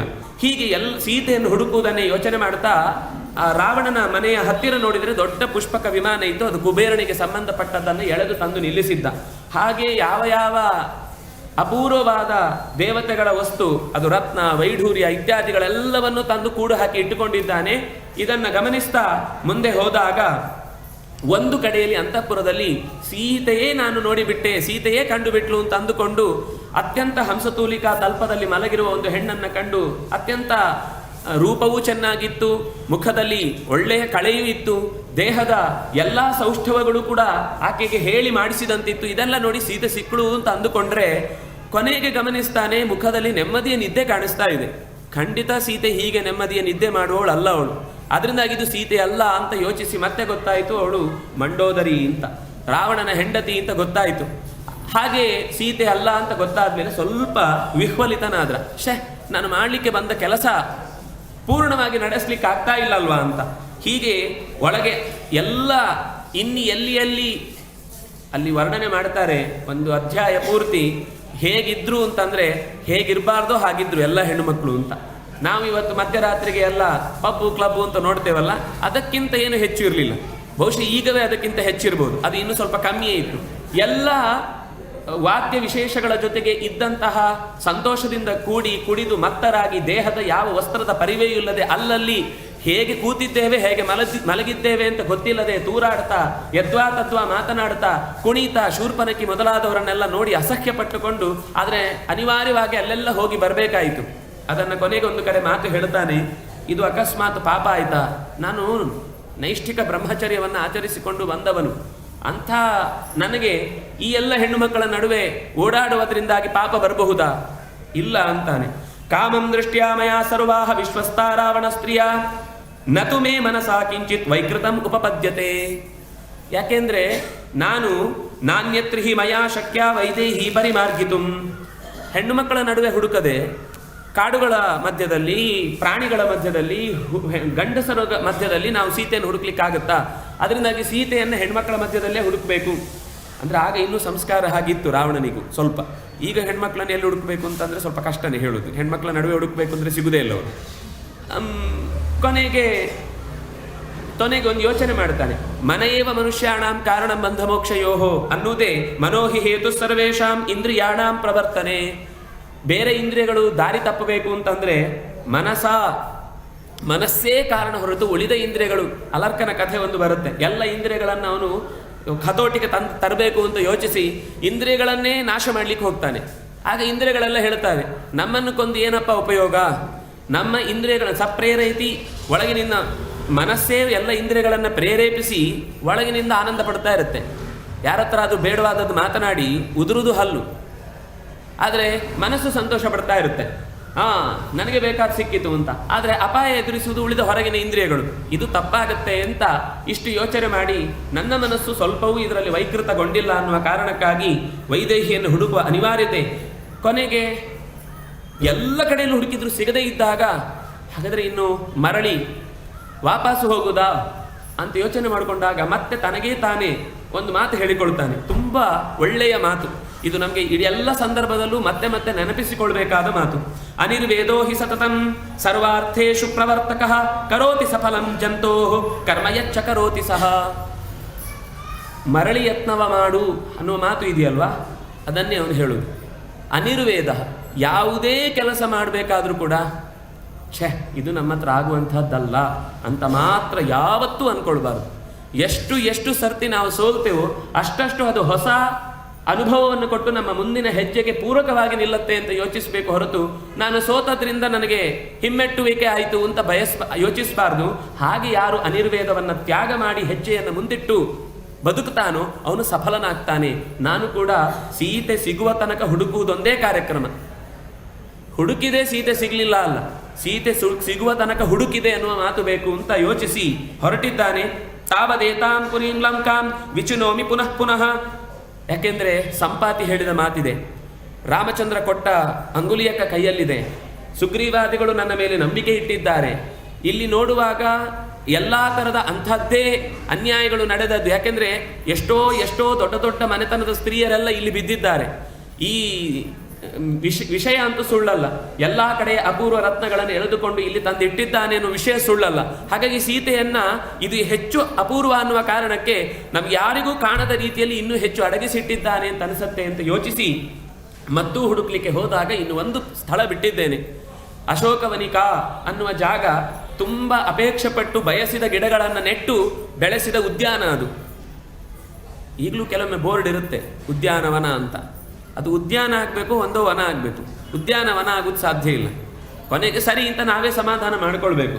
ಅದು ಇನಾಗ್ರೇಟ್ ಆಗುವಾಗ ಉದ್ಯಾನ ಆಗಿರುತ್ತೆ, ಮೇಂಟೆನೆನ್ಸ್ ಇಲ್ಲದೆ ವನ ಆಗಿರುತ್ತೆ, ಅದರಿಂದಾಗಿ ಉದ್ಯಾನವನ ಆಗುತ್ತೆ.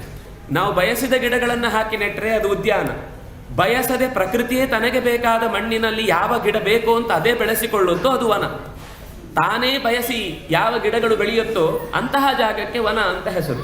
ಆದರೆ ಇದು ಅಪೇಕ್ಷೆ ಪಟ್ಟು ಅಶೋಕ ಗಿಡಗಳನ್ನು ಚೆನ್ನಾಗಿ ಬೆಳೆಸಿಟ್ಟಂತಹ ದೊಡ್ಡ ಉದ್ಯಾನದಲ್ಲಿ ಸೀತೆಯನ್ನ ಹುಡುಕಿಕೊಂಡು ಹೊರಟವನಿಗೆ ಇಷ್ಟು ರಕ್ಕಸಿಯರ ನಡುವೆ ಒಂದು ಹೆಣ್ಣು ಮಗಳು ತಲೆ ತಗ್ಗಿಸಿ ರಾಮನ ನಾಮವನ್ನು ನಿರಂತರ ಸ್ಮರಣೆ ಮಾಡುತ್ತಾ ಮೈಯಲ್ಲಿ ಅಷ್ಟು ಚೆನ್ನಾಗಿ ಶಕ್ತಿ ಪುಷ್ಟಿ ಕಾಣದೇ ಇದ್ರೂ ಕೂಡ ಲಾವಣ್ಯ ರೂಪ ಅನ್ನೋದು ಏನೂ ಹಾಳಾಗದೆ ಹಾಗೆ ಉಳಿದದ್ದನ್ನು ಗಮನಿಸಿ ಇದು ಖಂಡಿತ ಸೀತೆಯೇ ಇರಬೇಕು ಅಂತ ಯೋಚಿಸ್ತಾನೆ. ಬಹಳ ಚಂದದ ಮಾತೊಂದು. ವಾಲ್ಮೀಕಿಗಳೇ ಸಾಟಿ. ಕೆಲವು ಉದಾಹರಣೆಗಳನ್ನು ಕೊಡುವಾಗ ನಾವು ಉಪಮಾ ಕಾಳಿದಾಸಸ್ಯ ಅಂತ ಹೇಳ್ತೇವೆ ಲೋಕದಲ್ಲಿ ಕಾವ್ಯವನ್ನು ಓದಿದವರು.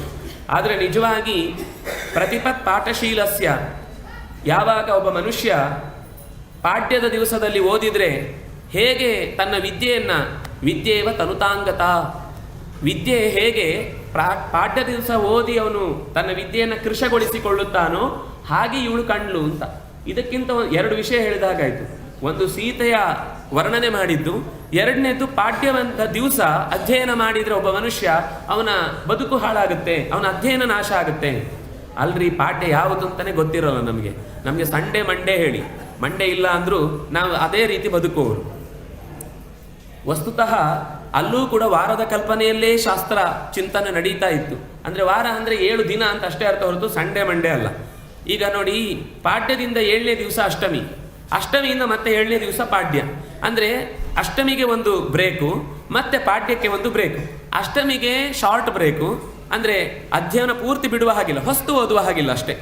ಆದರೆ ಹಳೆಯದನ್ನು ನಾವೇನಾದರೂ ವಿಶೇಷ ಪ್ರಾಕ್ಟೀಸ್ ಮಾಡೋದಿದ್ರೆ ಅದನ್ನೆಲ್ಲ ಅವತ್ತು ಮಾಡಿಕೊಳ್ಬೋದು. ಪಾಠ್ಯಕ್ಕಾಗುವಾಗ ಪೂರ್ತಿ ಬ್ರೇಕ್, ಹಿಂದಿನದನ್ನು ಮತ್ತೆ ಹೊಸತನ್ನು ಅಥವಾ ಅಭ್ಯಾಸವನ್ನು ಏನೂ ಮಾಡಲಿಕ್ಕಿಲ್ಲ. ಅವತ್ತು ಮನಸ್ಸನ್ನು ಪೂರ್ತಿ, ಯಾಕೆಂದರೆ 14 ದಿನಗಳ ನಿರಂತರವಾದ ಅಧ್ಯಯನದಿಂದ ಇವತ್ತು ನಾವು ವೀಕೆಂಡ್ ಅಂತ 5 ದಿವಸಕ್ಕೆ ಓಡಿಬಿಡ್ತೇವಲ್ಲ, ಆ ಕಾಟ ತಪ್ಪಲಿಕ್ಕಾಗದೆ ಅದೇ ರೀತಿ ಹಿಂದಿನವರಿಗೆ ಅಧ್ಯಯನದ ಬಗ್ಗೆ ಆ ಕಾಳಜಿಯನ್ನು ಇಟ್ಟುಕೊಂಡೇ ಪಾಠ್ಯದ ದಿವಸ ಏನೂ ಅಧ್ಯಯನ ಮಾಡಲಿಕ್ಕಿಲ್ಲ ಅಂತ. ಅದು ನಮಗೆ ಮನಸ್ಸಿಗೆ ಸಂಬಂಧಪಟ್ಟ ಒತ್ತಡವನ್ನು ತಪ್ಪಿಸ್ಲಿಕ್ಕೋಸ್ಕರನೇ ಹಿಂದಿನವರು ಮಾಡಿದ ನಿಯಮ. ಹೀಗೆ ಕಂಡಳು ಅಂತ ಹೇಳಿ ಅಲ್ಲಿಂದ ಮುಂದಕ್ಕೆ ಏನು ಮಾಡಬೇಕು ಅಂತ ಯೋಚಿಸ್ತಾನೆ. ಈಗಲೇ ಹೋಗಿ ಮಾತಾಡ್ಲಾ, ಕಷ್ಟ ಆಗುತ್ತೆ. ಇದ್ದಕ್ಕಿದ್ದಾಗೆ ಮಾತನಾಡಿಬಿಟ್ರೆ ಅವಳು ಇನ್ನೂ ಗಾಬರಿಗೊಳ್ಳಬಹುದು. ಅದರಿಂದಾಗಿ ಸ್ವಲ್ಪ ಹೊತ್ತು ಇಲ್ಲಿಯ ಪರಿಸರ ಏನೇನಿದೆ ಅದೆಲ್ಲವನ್ನು ಸ್ವಲ್ಪ ಅಧ್ಯಯನ ಮಾಡಬೇಕು. ಆಗ ಅವಳ ಹತ್ರ ಹೇಗೆ ಮಾತನಾಡೋದಕ್ಕೆ ವಿಷಯ ತಗೊಳ್ಬೇಕು ಅಂತ ಗೊತ್ತಾಗುತ್ತೆ ಅಂತ ಯೋಚಿಸಿ ಕಾಯ್ತಾ ಇದ್ರೆ ಅಷ್ಟೊತ್ತಿಗೆ ಬಂದ 10 ತಲೆಯ ರಾವಣ. ಬಂದವನೇ ಆಕೆಯನ್ನು ಮತ್ತೆ ಬೇಡವಾದ ರೀತಿಯಲ್ಲೆಲ್ಲ ನಿಂದಿಸಿ ರಾಮನನ್ನ ಹೀಗಳೆದು ತನ್ನ ಪೌರುಷದ ಬಗ್ಗೆ ಹೇಳಿಕೊಂಡು, ಈಗಲೂ ನಿನಗೆ ಅವಕಾಶ ಕೊಟ್ಟಿದ್ದೇನೆ, ನನ್ನ ಬದುಕಿಗೆ ರಾಣಿಯಾಗಿ ನೀನು ಬರಬೇಕು, ಉಳಿದ ಎಲ್ಲ ಹೆಣ್ಣು ಮಕ್ಕಳನ್ನು ನಾನು ಬಹಳ ಚಂದ ಅಂತ ಅಂದುಕೊಂಡಿದ್ದೆ, ಈಗ ಅವರು ಯಾರನ್ನು ನನಗೆ ನೆನಪಿಸಿಕೊಳ್ಳಿಕ್ಕೂ ಮನಸ್ಸಿಲ್ಲ, ನಿನ್ನ ಚಂದದ ಮುಂದೆ ಅವರೆಲ್ಲ 0 ಅಂತ ಹೀಗೆ 0ಯ ಮಾತುಗಳನ್ನೆಲ್ಲ ಆಡಿದ. 0 ಅಂದರೆ ಚಿನ್ನ ಅಂತ. ಬಹಳ ಚಂದದ ಮಾತುಗಳನ್ನು ಆಡಿದರೂ ಸೀತೆಯ ಮನಸ್ಸಿನಲ್ಲಿ ಅವನ ಬಗ್ಗೆ ಮಾತನಾಡಲಿಕ್ಕೆ ಯಾವುದೇ ರೀತಿಯಾದ ಆಸಕ್ತಿಯೂ ಇರಲಿಲ್ಲ. ಅದನ್ನು ಒಬ್ಬ ಕವಿಗಳಂತೂ ಹೇಳಬೇಕಾದ್ರೆ ಒಂದು ಹುಲ್ಲುಕಟ್ಟಿಯನ್ನು ಇಟ್ಕೊಂಡು ಮಾತನಾಡಿದ ಅಂತ. ಹುಲ್ಲುಕಟ್ಟಿ ಅಂದರೆ ನೀನು ಹುಲ್ಲುಕಟ್ಟಿಗೆ ಸಮಾನ ಅಂತ, ಅಥವಾ ಎದುರುಗಡೆ ಇದ್ದ ವ್ಯಕ್ತಿ ನಮಗೆ ಸಂಬಂಧಪಟ್ಟವನಲ್ಲ ಅಂತ ಆದಾಗ ಅವನನ್ನು ಮಾತನಾಡಿಸುವ ರೀತಿಯೇ ಹಾಗೆ ಅಂತ. ಹೀಗೆ ಎಷ್ಟು ಅಪಮಾನ ಮಾಡಿದರೂ ಅವನಿಗೆ 3 ಬಿಟ್ಟವರು ಊರಿಗೆ ದೊಡ್ಡವರು ಅಂತಲ್ವಾ ಲೋಕದಲ್ಲಿ, ಹೆಚ್ಚು ಬಿಟ್ಟವರು ಹೆಚ್ಚು ದೊಡ್ಡವರು ಲೋಕದಲ್ಲಿ. ನಾವಿನ್ನೂ ಅದಕ್ಕೊಂಚೂರು ಗಾದೆ ಸೇರಿಸ್ಕೊಳ್ಬೇಕಷ್ಟೆ. ಹೀಗೆ ಅವನಿಗೆ ಯಾವುದೇ ನಾಚಿಕೆ ಇಲ್ಲದೆ ಕೊನೆಗೆ ತನ್ನ ಆ ಎಲ್ಲ ಸರ್ವೆಂಟ್ಗಳಿಗೆ ಆದೇಶ ಮಾಡಿದ, ಇವಳನ್ನು ಇನ್ನಷ್ಟು ನೀವು ಒಪ್ಪಿಸದೇ ಇದ್ರೆ ನಿಮ್ಮ ತಲೆ ತೆಗಿತೇನೆ ಅಂತ.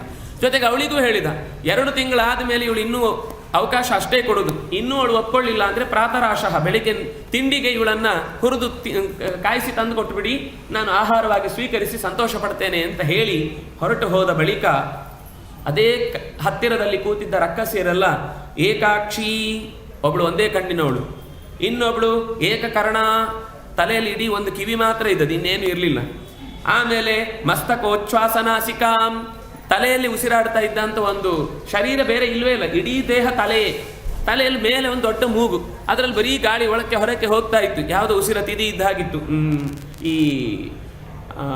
ಚಿನಿವಾರರು ಇಟ್ಟುಕೊಂಡಿರ್ತಾರಲ್ವ ಅಂಥ ಒಂದು ತಿದಿಯ ಆಕಾರದ ಶರೀರ. ಹೀಗೆ ಒಂದೊಂದು ಧ್ವಸ್ತಕೇಶಿ, ತಲೆ ಎಲ್ಲ ಕೆದರಿ ಹೋಗಿತ್ತು ಒಬ್ಳದ್ದು. ಇನ್ನೊಬ್ಳು ಅಕೇಶಿ, ಕೂದಲೇ ಇರಲಿಲ್ಲ, ಬೋಳು ತಲೆ, ಏನೂ ಇಲ್ಲ, ಆ ಎಲ್ಲೋ ದೇವಸ್ಥಾನಕ್ಕೆ ಹೋಗಿ ಬಂದದ್ದು ಅಂತ ಅನ್ಕೋಬೇಕು.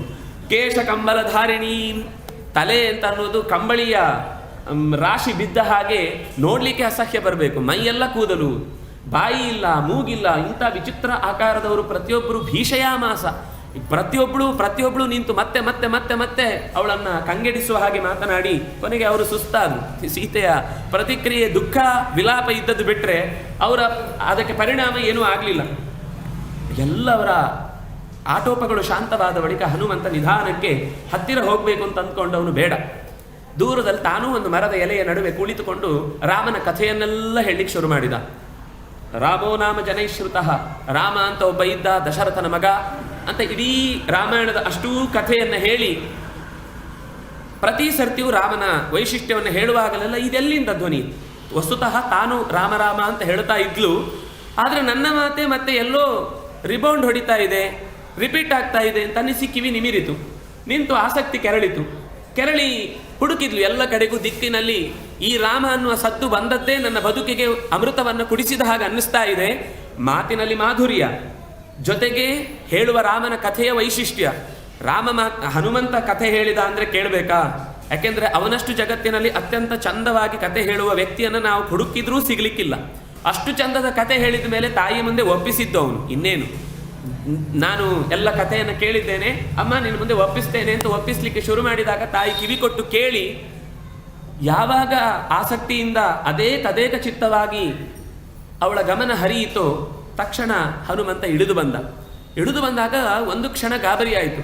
ನೋಡಿದರೆ ಮನುಷ್ಯನ ಹಾಗಿಲ್ಲ, ಆದರೆ ಬಂದು ನಿಂತು ಗೌರವಿಸುವ ರೀತಿಯೆಲ್ಲ ನೋಡಿದರೆ ಮನುಷ್ಯ, ಇದೇನು ವಿಚಿತ್ರವಾದ ವರ್ತನೆ ಅಂತ ಯೋಚಿಸಿ ಸ್ವಲ್ಪ ಗಾಬರಿ ಬಿದ್ಲು. ಯಾಕೆಂದರೆ ಹನುಮಂತನ ಆಕೃತಿ ಅಂತ ಅನ್ನೋದನ್ನು ಅವಳು ರಾವಣನಿಂದ ಏನಾದರೂ ಇನ್ನೊಂದು ಥರದ ಪಿತೂರಿ ಇರಬೇಕು ಅಂತ ಯೋಚಿಸಿದ್ಲು ಅವಳು. ಯಾಕೆಂದರೆ ರಾವಣ ಹೀಗೆ ಬೇರೆ ಬೇರೆ ಬೇರೆ ಬೇರೆ ಆಕೃತಿಗಳನ್ನು ತೆಗೆದುಕೊಂಡು ರಾಮನ ಹಾಗೆಯೇ ಏನೇನೋ ವರ್ತನೆಗಳನ್ನು ತೋರಿಸುವ ಪ್ರಯತ್ನವೆಲ್ಲ ಮಾಡಿ ಅವನಿಗೆ ಆಗಲಿಲ್ಲ ಕೊನೆಗೆ.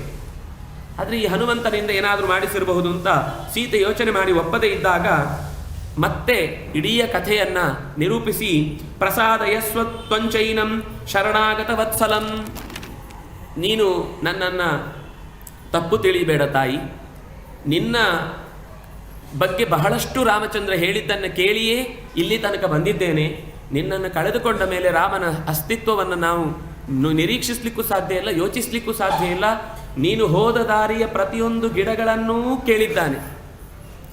ಲಕ್ಷ್ಮಣನಿಗೂ ಬಹಳ ದುಃಖ ಆಗಿ ಅವನು ಏನು ಪ್ರಯತ್ನ ಮಾಡಿದರೂ ಸೀತೆ ಸಿಗದೇ ಇದ್ದಾಗ ಅವನೂ ತಾಯಿಯನ್ನು ಕಳ್ಕೊಂಡೆ ಅಂತನ್ನುವ ವ್ಯಥೆಯನ್ನು ಪಟ್ಟಿದ್ದಾನೆ. ಅದಕ್ಕೋಸ್ಕರ ಊರೂರು ಅಲೆದಿದ್ದಾರೆ, ಕಾಡು ದಾಟಿದ್ದಾರೆ. ಇದೆಲ್ಲ ಆದಮೇಲೂ ಲಕ್ಷ್ಮಣನಿಗೆ ನಿನ್ನ ಮೇಲೆ ಎಷ್ಟು ಪ್ರೀತಿ ಅಂತ ಅನ್ನೋದಕ್ಕೆ, ಅದಕ್ಕಿಂತ ಹೆಚ್ಚಾಗಿ ಅವನು ನಿನ್ನನ್ನು ಕಂಡ ರೀತಿ ಅನ್ನೋದಕ್ಕೆ ಒಂದು ನೆನಪಾಯಿತು ಅಂತ ಹೇಳುತ್ತೇನೆ. ನಿನ್ನ ವಸ್ತುಗಳೆಲ್ಲ ಸಿಕ್ಕಿದುವು, ಅಲ್ಲಿ ನೀನು ಹಾಕಿ ಹೋದ ಉತ್ತರೀಯದಲ್ಲಿದ್ದ ಆಭರಣಗಳು ಸಿಕ್ಕಿದವು. ರಾಮಚಂದ್ರ ಈ ಸುಗ್ರೀವ ತಂದು ತೋರಿಸಿದ ತಕ್ಷಣ ಇದೆಲ್ಲ ಸೀತೆಯದ್ದೇ ಅಂತ ನಿರೀಕ್ಷಿಸ್ತಾ ಇದ್ದ. ಆದರೂ ಒಂದು ಸರ್ತಿ ಲಕ್ಷ್ಮಣನ ಹತ್ರ ಕೇಳಿದ, ನಿನಗೂ ಇದು ಸೀತೆಯದ್ದೇ ಅಂತ ಅನ್ನಿಸ್ತಾ ಇದೆಯಾ, ನೋಡಿಬಿಡುವೊಮ್ಮೆ ಅಂತ. ಎಲ್ಲವನ್ನು ನೋಡಿ ಯಾವುದೂ ಅವನ ಗಮನಕ್ಕೆ ಬರಲಿಲ್ಲ. ಕೊನೆಗೆ ನೋಡಿದಾಗ ಒಂದು ವಸ್ತು ತನಗೆ ಗಮನಕ್ಕೆ ಬಂದದ್ದನ್ನು ಹೇಳುತ್ತಾನೆ. ನಾಹಂ ಜಾನಾಮಿ ಕೇಯೂರೆ, ನಾಹಂ ಜಾನಾಮಿ ಕುಂಡಲೆ, ನೂಪುರೇ ತ್ವಭಿಜಾನಾಮಿ ನಿತ್ಯಂ ಪಾದಾಭಿವಂದನ. ಇದಕ್ಕಿಂತ ಚಂದದಲ್ಲಿ ಒಂದು ಸಂಬಂಧವನ್ನಾಗಲಿ ಅಥವಾ ಒಂದು ಕಲ್ಚರನ್ನಾಗಲಿ ಸಂಸ್ಕೃತಿಯನ್ನಾಗಿ ಬಿಂಬಿಸಲಿಕ್ಕೆ ಬೇರೆ ರೀತಿಯಿಂದ ಸಾಧ್ಯವೇ ಇಲ್ಲ. ವಾಲ್ಮೀಕಿಗಳ ಮಾತುಗಳು ಹೀಗೆ ಇಡೀ ರಾಮಾಯಣದ ಪ್ರತಿ ಅಧ್ಯಾಯದಲ್ಲೂ ನಮಗೆ ಹುಡುಕ್ತಾ ಹೋದರೆ ಇಂಥ ಮಾತುಗಳ ದೊಡ್ಡ ರಾಶಿ ಬೀಳುತ್ತೆ. ನಿನ್ನ ಪಾದದ ನೂಪುರವನ್ನು ಕಂಡು ಈ ಬೇರೆ ಆಭರಣಗಳನ್ನು ಗುರುತಿಸದೇ ಇದ್ರೂ ಕೂಡ ಇದನ್ನು ನಾನು ನಿತ್ಯವೂ ನನ್ನ ಅಮ್ಮ ಹೇಳಿದ್ಲು, ಮಾಂ ವಿದ್ಧಿ ಜನಕಾತ್ಮಜಾಂ, ನಿತ್ಯವೂ ತಂದೆ ತಾಯಿಗಳ ಸೇವೆ ಮಾಡಬೇಕು ಅಂತಿದೆ, ನಿನಗೆ ತಂದೆ ತಾಯಿಗಳಿಲ್ಲ ಅಂತ ಯೋಚನೆ ಮಾಡಬೇಡ, ಸೀತೆಯಲ್ಲೇ ನನ್ನನ್ನು ಕಾಣು ಅಂತ ಹೇಳಿದ್ದನ್ನು ಅವನು ನಮಸ್ಕರಿಸಿದ್ರಿಂದಾಗಿ ನಿನ್ನ ಪಾದದ ನೂಪುರವನ್ನು ಮಾತ್ರ ಗುರುತಿಸಿ ಇದು ಸೀತೆಯದ್ದೇ ಅಂತ ಹೇಳಿದ ಮೇಲೆ ರಾಮನಿಗೆ ಮತ್ತಷ್ಟು ಆ ವಿಲಾಪ ಅನ್ನೋದು ಜಾಸ್ತಿ ಆಯಿತು. ಹೀಗೆ ನಿನ್ನನ್ನು ಎಲ್ಲರೂ ಕೂಡ ಕಾಯ್ತಾ ಇದ್ದಾರೆ, ಏನೋ ಹುಡುಕಿ ಸ್ವಲ್ಪ ದಿವಸ ಆದಮೇಲೆ ಕೈ ತೊಳ್ಕೊಂಡು ನೋಡೋಣ, ಸಿಕ್ಕಿದ್ರೆ ಸಿಗತ್ತೆ, ಇಲ್ಲ ಅಂದರೆ ಹೋಯಿತು ಅಂತ ಬಿಟ್ಟು ಕೈ ತೊಳೆಯುವ ರೀತಿಯಲ್ಲಿ ಯಾರೂ ಕೂಡ ಅಲ್ಲಿ ವರ್ತಿಸಿಲ್ಲ. ನೀನು ಇನ್ನೂ ವಿಶ್ವಾಸ ಇಟ್ಟುಕೋ, ಈ ಕ್ಷಣದವರೆಗೂ ರಾಮನ ಪ್ರಯತ್ನ ನಿನ್ನ ಹುಡುಕಾಟದ ಹೊರತಾಗಿ ಇನ್ನೇನೂ ಬೇರೆದನ್ನು ಯೋಚಿಸ್ತಾ ಇಲ್ಲ ಅಂತ ಭರವಸೆ ತುಂಬಿದ. ಈ ಭರವಸೆ ತುಂಬಬೇಕು. ಯಾವಾಗಲೂ ದುಃಖಕ್ಕೊಳಗಾದಾಗ ಅವರಿಬ್ಬರಲ್ಲಿ ಏನು ದುಃಖ, ಇಬ್ಬರಿಗೂ ಏನೇನು ನಡೀತಾ ಇದೆ ಎಲ್ಲ ಗೊತ್ತಿದೆ. ಆದರೂ ಒಂದು ನಮಗೆ ಕಥೆ ನಾಟಕ ಅಂತಾಗುವ ದೃಷ್ಟಿಯಲ್ಲಿ ನೋಡುವಾಗ, ಒಂದು ವೇದಿಕೆ ಮೇಲೆ ಒಂದು ಕಥೆ ನಡೆಯುವಾಗ ನಾವು ಮಧ್ಯದಲ್ಲಿ ಅದನ್ನು ರಸಾಭಾಸ ಮಾಡುವುದಿಲ್ಲ. ನಾನು ಕಥೆಯಲ್ಲಿ ಎಲ್ಲೂ ಕೂಡ ಬೇರೆ ವಿಷಯವನ್ನು ಹೇಳೋದು ತರ್ತಾ ಇಲ್ಲ, ಕೇವಲ ಕಥೆಯೊಳಗೆ ಪ್ರವೇಶ ಮಾಡ್ತಾ ಇದ್ದೇನೆ. ಸರಿ, ಸಮಾಧಾನ ಮಾಡಿದ ಮೇಲೆ ರಾಮ ಕೊಟ್ಟಂತಹ ಅಂಗುಲಿಯಕವನ್ನು ಕೈ ಎದುರುಗಡೆ ಇಟ್ಟಾಗಲಂತೂ ಅವಳ ಕಣ್ಣಿನಲ್ಲಿ ದಳದಳದಳನೆ ನೀರಿಡಿಯಿತು.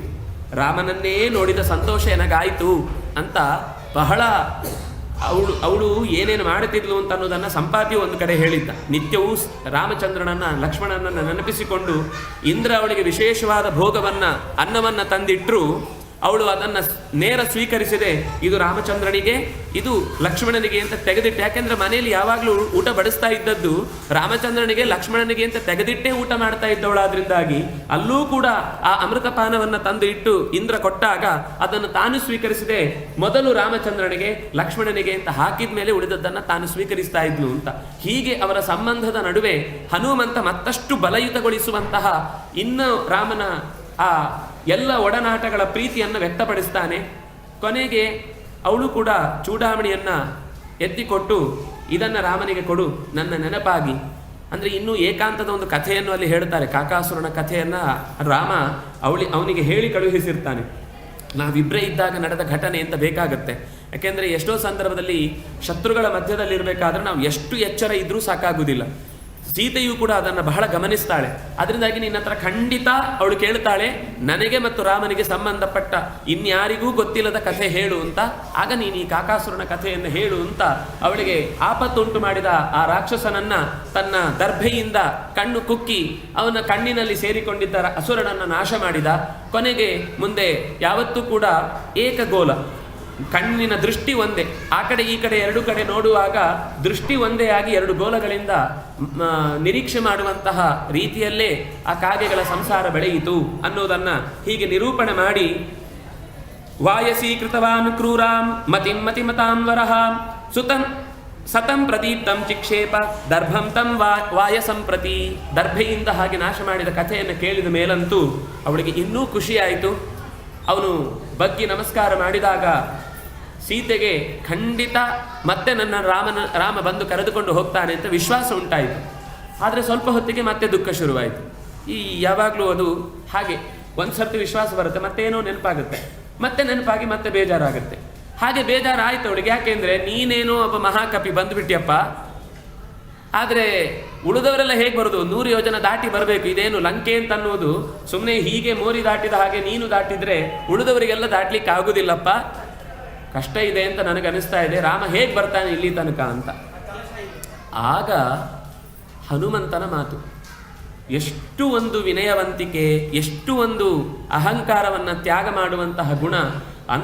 ಅಂಥ ಜೀವೋತ್ತಮನಾದಂತಹ ವ್ಯಕ್ತಿಯೇ ಇಷ್ಟು ಚಿಕ್ಕತನದ ಮಾತುಗಳನ್ನು ಆಡ್ತಾರೆ ಅಂದರೆ ನಾವಿನ್ನೇನು ಮಾತಾಡಿದ್ರೂ ಬಾಯಿ ತೆಗೆದ್ರೇ ತಪ್ಪು ಅಂತ ಅನಿಸುವಾಗ ಆಗೋಗುತ್ತೆ. ಅವನು ಏನು ಹೇಳಿದ ಗೊತ್ತಾ? ಅಮ್ಮ ನನ್ನ ಭರವಸೆಯಲ್ಲಿ ಮತ್ತಷ್ಟು ಧೈರ್ಯ ತೆಗೆದುಕೊಳ್ಳುವುದಕ್ಕೆ ಕಾರಣವಾಗಿ ಅವನು ಹೇಳಿದ ಮಾತು, ಮತ್ತಃ ಪ್ರತ್ಯವರ ಕಶ್ಚಿತ್ ನಾಸ್ತಿ ಸುಗ್ರೀವ ಸನ್ನಿಧವು. ತಾಯಿ, ತಪ್ಪು ತಿಳ್ಕೊಳ್ಬೇಡ, ನಾನು ಹಾರಿ ಬಂದಿದ್ದೇನೆ, ಉಳಿದವರಿಗೆಲ್ಲ ಕಷ್ಟ ಆಗತ್ತೆ ಅಂತ ನೀನೇನೋ ಮಾತಾಡಿದೆಯಲ್ವ, ಹಾಗಿಲ್ಲ ಪರಿಸ್ಥಿತಿ.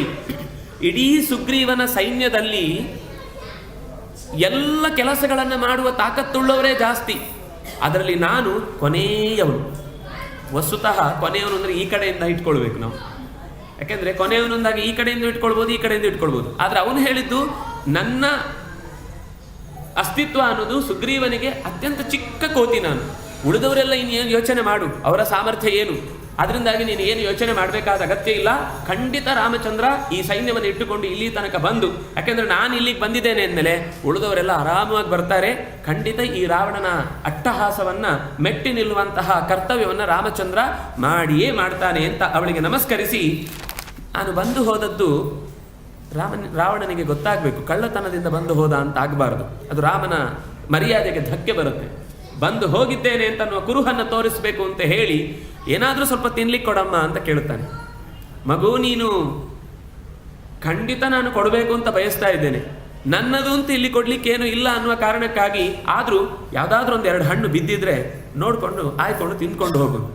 ಅಮ್ಮ, ನಮಗೆ ಯಾವತ್ತೂ ಕೂಡ ಕೆಳಗೆ ಬಿದ್ದದ್ದನ್ನು ತಿಂದ ಅಭ್ಯಾಸ ಇಲ್ಲ, ನಮ್ಗೇನಿದ್ರು ಕೂಡ ಫ್ರೆಶ್ ಬೇಕು. ಅದರಿಂದಾಗಿ ನಾನು ಮರದ ಮೇಲಿನ ಒಂದೆರಡು ಹಣ್ಣು ತಗೊಂಡು ತಿಂತೇನೆ ಅಂತ ಹೀಗೆ ಒಪ್ಪಿಗೆ ಪಡೆದುಕೊಂಡು ಒಂದು ಮರಕ್ಕೆ ಹಾರಿದ ತಕ್ಷಣವೇ ಆ ಹನುಮನ ಭಾರವನ್ನು ಮರ ಎಲ್ಲಿ ತಡೆದಿತ್ತು? ಉರುಳಿ ಬಿತ್ತು.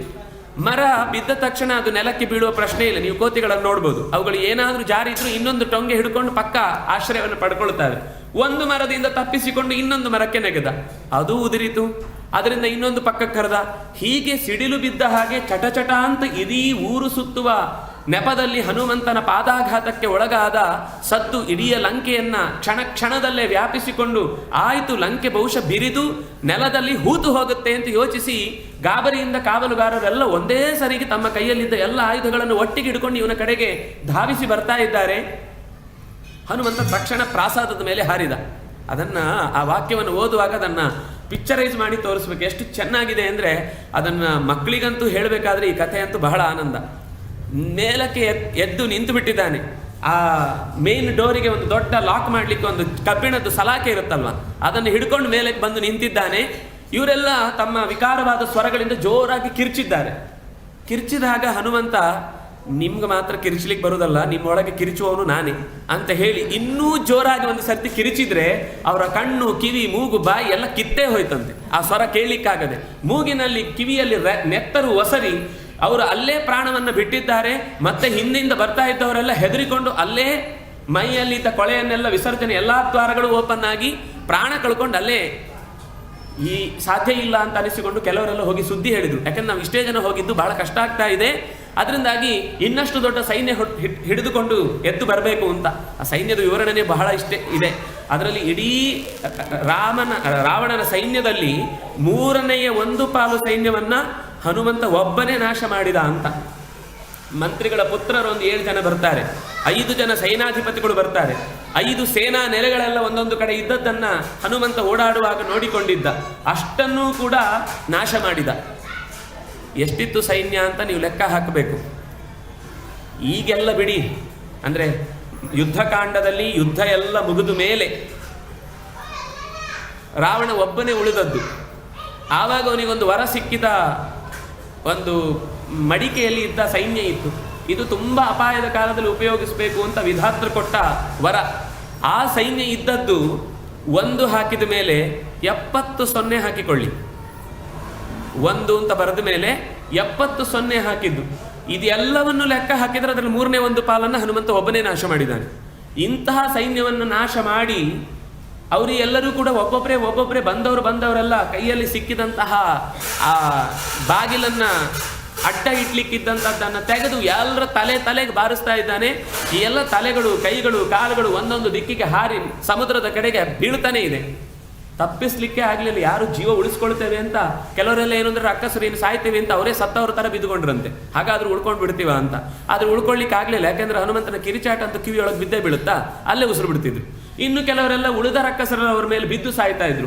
ಇನ್ನು ಹನುಮಂತ ಹಾರಿಕೊಂಡು ಹೋಗುವಾಗಲೇ ಅವನು ವೇಗಕ್ಕೇನೆ ಈ ಓಡುವಾಗ ತರಗೆಲೆಗಳೆಲ್ಲ ನಮ್ಮ ಹಿಂದೆ ಫಾಸ್ಟ್ ಆಗಿ ಗಾಡಿ ಹೋದ್ರೆ ಏನಾಗುತ್ತೆ, ಒಂದ್ಸರ್ತಿ ಹಿಂದೆ ಇದ್ದ ಎಲ್ಲ ಪೇಪರ್ಗಳು ಕಾಗದಗಳೆಲ್ಲ ಹರ್ಕೊಂಡು ಓಡ್ಕೊಂಡು ನಮ್ಮ ಹಿಂದೆನೆ ಬಂದ್ಬಿಡುತ್ತೆ.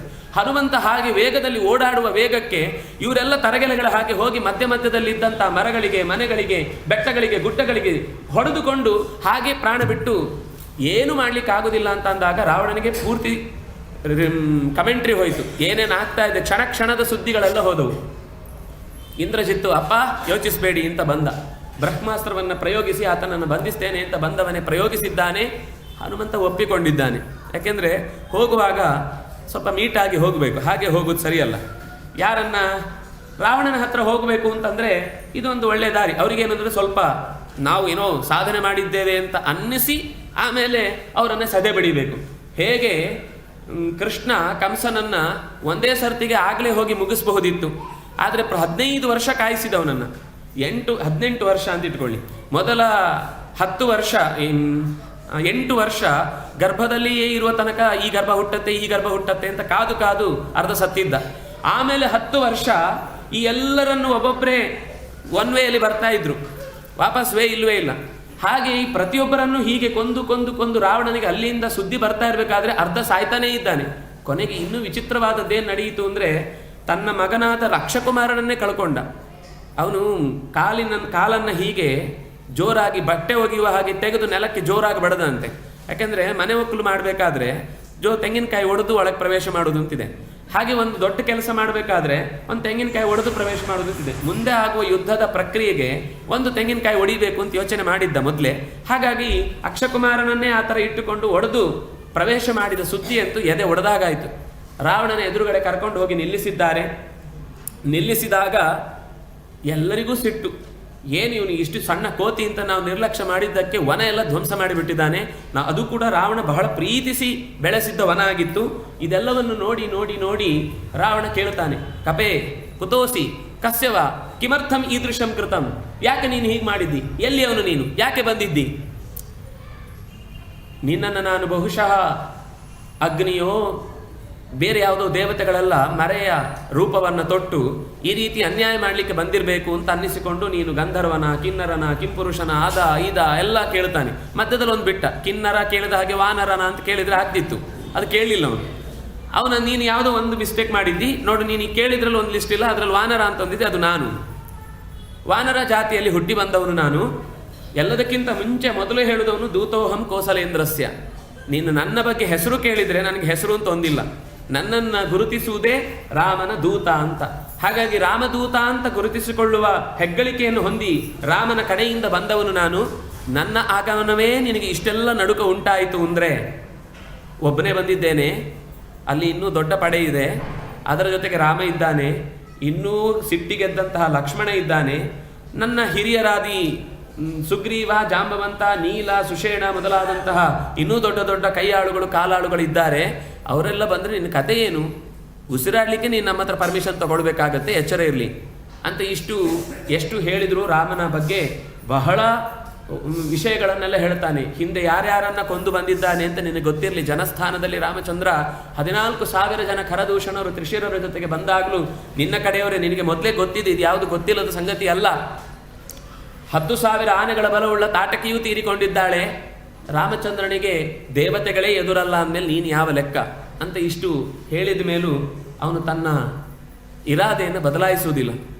ಕೋಪದಿಂದ ಬಂದ ಇವನನ್ನು ಕತ್ತರಿಸಿ ತೆಗೆಯಿರಿ ಅಂತ ಆದೇಶ ಮಾಡ್ತಾನೆ. ಅಷ್ಟೊತ್ತಿಗೆ ಅವನ ಮೈಯಲ್ಲಿ ಯಾವಾಗ ಇವರು ಮೈ ಮೇಲೆ ಇನ್ನೂ ಹಗ್ಗಗಳನ್ನೆಲ್ಲ ಕಟ್ಟಿದ್ರಂತೆ. ಯಾವಾಗ ಬ್ರಹ್ಮಾಸ್ತ್ರದಿಂದ ಕಟ್ಟಿ ಹಾಕಿ ಆಗಿತ್ತೋ ಆವಾಗ ಹಗ್ಗಗಳಿಂದ ಕಟ್ಟಿದ್ರಂತೆ. ಬ್ರಹ್ಮಾಸ್ತ್ರಕ್ಕೆ ಅವಮಾನ ಆಯಿತು. ನಾನೇ ಕಟ್ಟಲಿಕ್ಕಿರೋನು, ಈ ನನ್ನನ್ನು ಮತ್ತೆ ಅವಮಾನ ಮಾಡಲಿಕ್ಕೆ ಈ ಲೋಕಲ್ ಹಗ್ಗಗಳನ್ನೆಲ್ಲ ಹಾಕ್ತಾರಲ್ವ ಅಂತ ಯೋಚಿಸಿ ಅದು ಆಗಲೇ ಬಿಟ್ಟು ಹೋಗಿ ಆಗಿತ್ತು. ಆದರೂ ಸುಮ್ಮನಿದ್ದ ಹನುಮಂತ, ಮತ್ತೂ ಸುಮ್ಮನಿದ್ದ.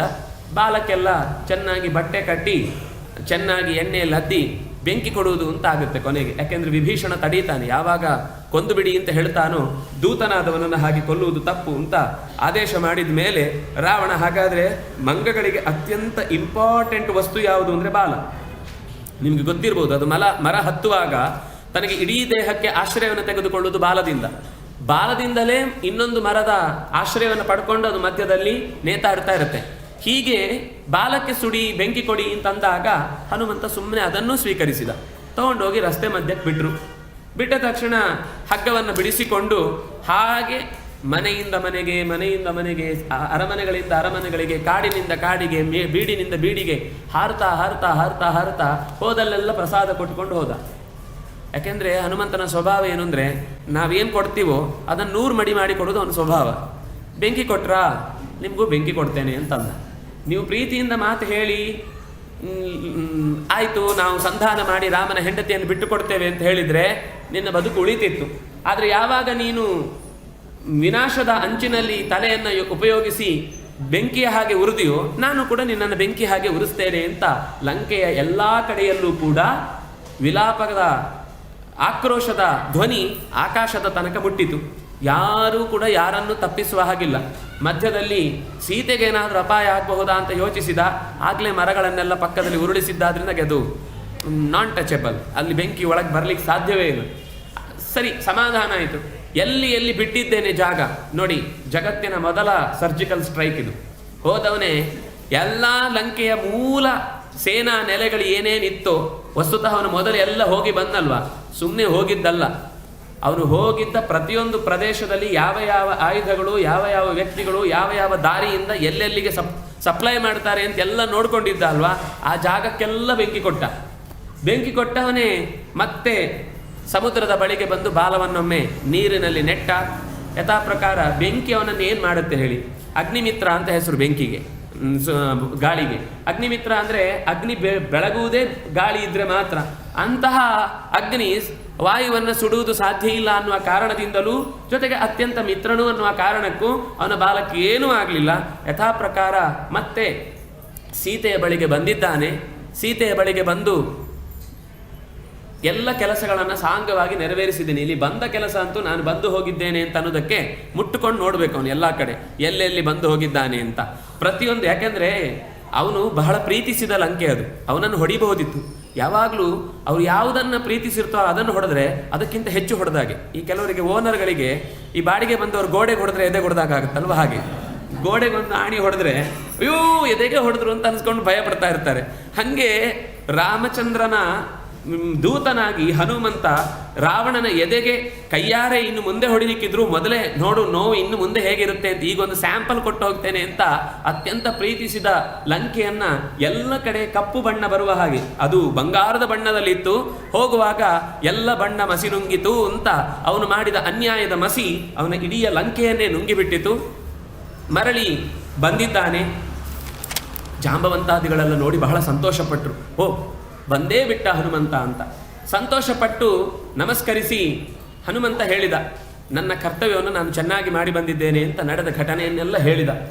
ಆದರೆ ಮತ್ತೆ ಯೋಚಿಸಿ ಎಲ್ಲರೂ ಮಾತನಾಡಿಕೊಳ್ತಾರೆ, ನಿಂಗೆ ನೋಡಿ ಬಂದಾಯ್ತಲ್ವಾ, ಸರಿ ನಾವು ಇಷ್ಟೇ ಜನ ಹೋಗಿ ಆ ರಾವಣನನ್ನು ಹೊಡೆದು ಸೀತೆಯನ್ನು ಕರ್ಕೊಂಡು ಬಂದುಬಿಡೋಣ ಅಂತ. ಸೀತೆಯ ಹತ್ರವೂ ಇದೇ ಒಂದು ಥರದ ಮಾತಾಗಿತ್ತು. ತಾಯಿ ನೀನು ಈಗ ಹೇಳಿದರೆ ಈಗಲೇ ನಾನು ಕರ್ಕೊಂಡು ಹೋಗ್ತೇನೆ ಅಂತ. ಆಗ ಸೀತೆಯೂ ಹೇಳಿರ್ತಾಳೆ, ರಾಮಚಂದ್ರನ ಯಶಸ್ಸಿಗೆ ಸಂಬಂಧಪಟ್ಟ ಹಾಗೆ ಅವನೇ ಬಂದರೆ ಸರಿಯಾಗುತ್ತೆ, ಕೇವಲ ರಾವಣ ಒಬ್ಬ ಅಲ್ಲ, ಇನ್ನೂ ಅಂಥದ್ದೇ ಬೇಕಾದಷ್ಟು ಅದೇ ತರಗೆಲೆಗಳೆಲ್ಲ ಇವೆ, ಅವೆಲ್ಲವನ್ನು ಒಟ್ಟಿಗೆ ನಾಶ ಮಾಡಬೇಕು, ನೀನು ಹೋಗಿ ಸೀತೆ ನೀನನ್ನು ಕಾಯ್ತಾ ಇದ್ದಾಳೆ ಅಂತ ಹೇಳಿ ಅವನನ್ನು ಕರೆತ. ಅದೇ ನನಗೆ ಅತ್ಯಂತ ಪ್ರಿಯವಾದ ಮಾತು. ಹನುಮಂತನಿಗೂ ಇಷ್ಟ ಇರಲಿಲ್ಲ, ಆದರೆ ಒಂದು ಸಮಾಧಾನ ಮಾಡುವ ಮಟ್ಟಿನಲ್ಲಿ ಒಂದು ಹೇಳಬೇಕಿತ್ತು, ಈಗಲೇ ನಿನಗೆ ಈ ಕಾಟ ತಾಳ್ಲಿಕ್ಕಾಗೋದಿಲ್ಲ ಅಂದರೆ ನಾನು ಕರ್ಕೊಂಡು ಹೋಗ್ತೇನೆ, ಹೊತ್ಕೊಂಡು ಹೋಗೋದೇನು ಕಷ್ಟ ಅಲ್ಲ ಅಂತ. ಆದರೆ ಸೀತೆಯು ಅದೇ ಅಪೇಕ್ಷೆ ಪಡ್ತಾಳೆ, ರಾಮನೇ ಬರಲಿ ಅಂತ. ಹನುಮಂತನ ಮನಸ್ಸಲ್ಲೂ ಅದೇ ಇರುತ್ತೆ.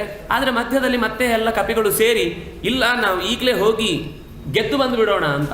ನೀನು ಹೇಗಿದ್ರು ಲಂಕೆಯನ್ನು ತರ್ತಿ ಅಂತ ಹೇಳಿದ್ಯಲ್ವಾ, ಲಂಕೆಯನ್ನು ಇಲ್ಲಿ ತನಕ ನಾವೆಲ್ಲ ಹೋಗಿ ಒಂದ್ಸರ್ತಿ ಓಡಾಡಿ ಎಲ್ಲ ನಜ್ಜುಗುಜ್ಜು ಮಾಡಿ ಚೆನ್ನಾಗಿ ಆಟ ಆಡಿಸಿ ಸೀತೆಯನ್ನು ಕರ್ಕೊಂಡು ರಾಮನ ಹತ್ರ ಹೋದರೆ ನಾವು ಹೊಡೆದು ಬಾ ಅಂದರೆ ತಲೆ ತೆಗೆದು ಬಾ ಅಂತ ಬಂದ ಹಾಗೆ ಆಗ್ಬಿಡುತ್ತೆ, ಇನ್ನೂ ಖುಷಿ ಪಡ್ತಾನೆ ಅಂತ ಹೇಳಿದರೆ ಜಾಂಬವಂತ ತಡೀತಾನೆ.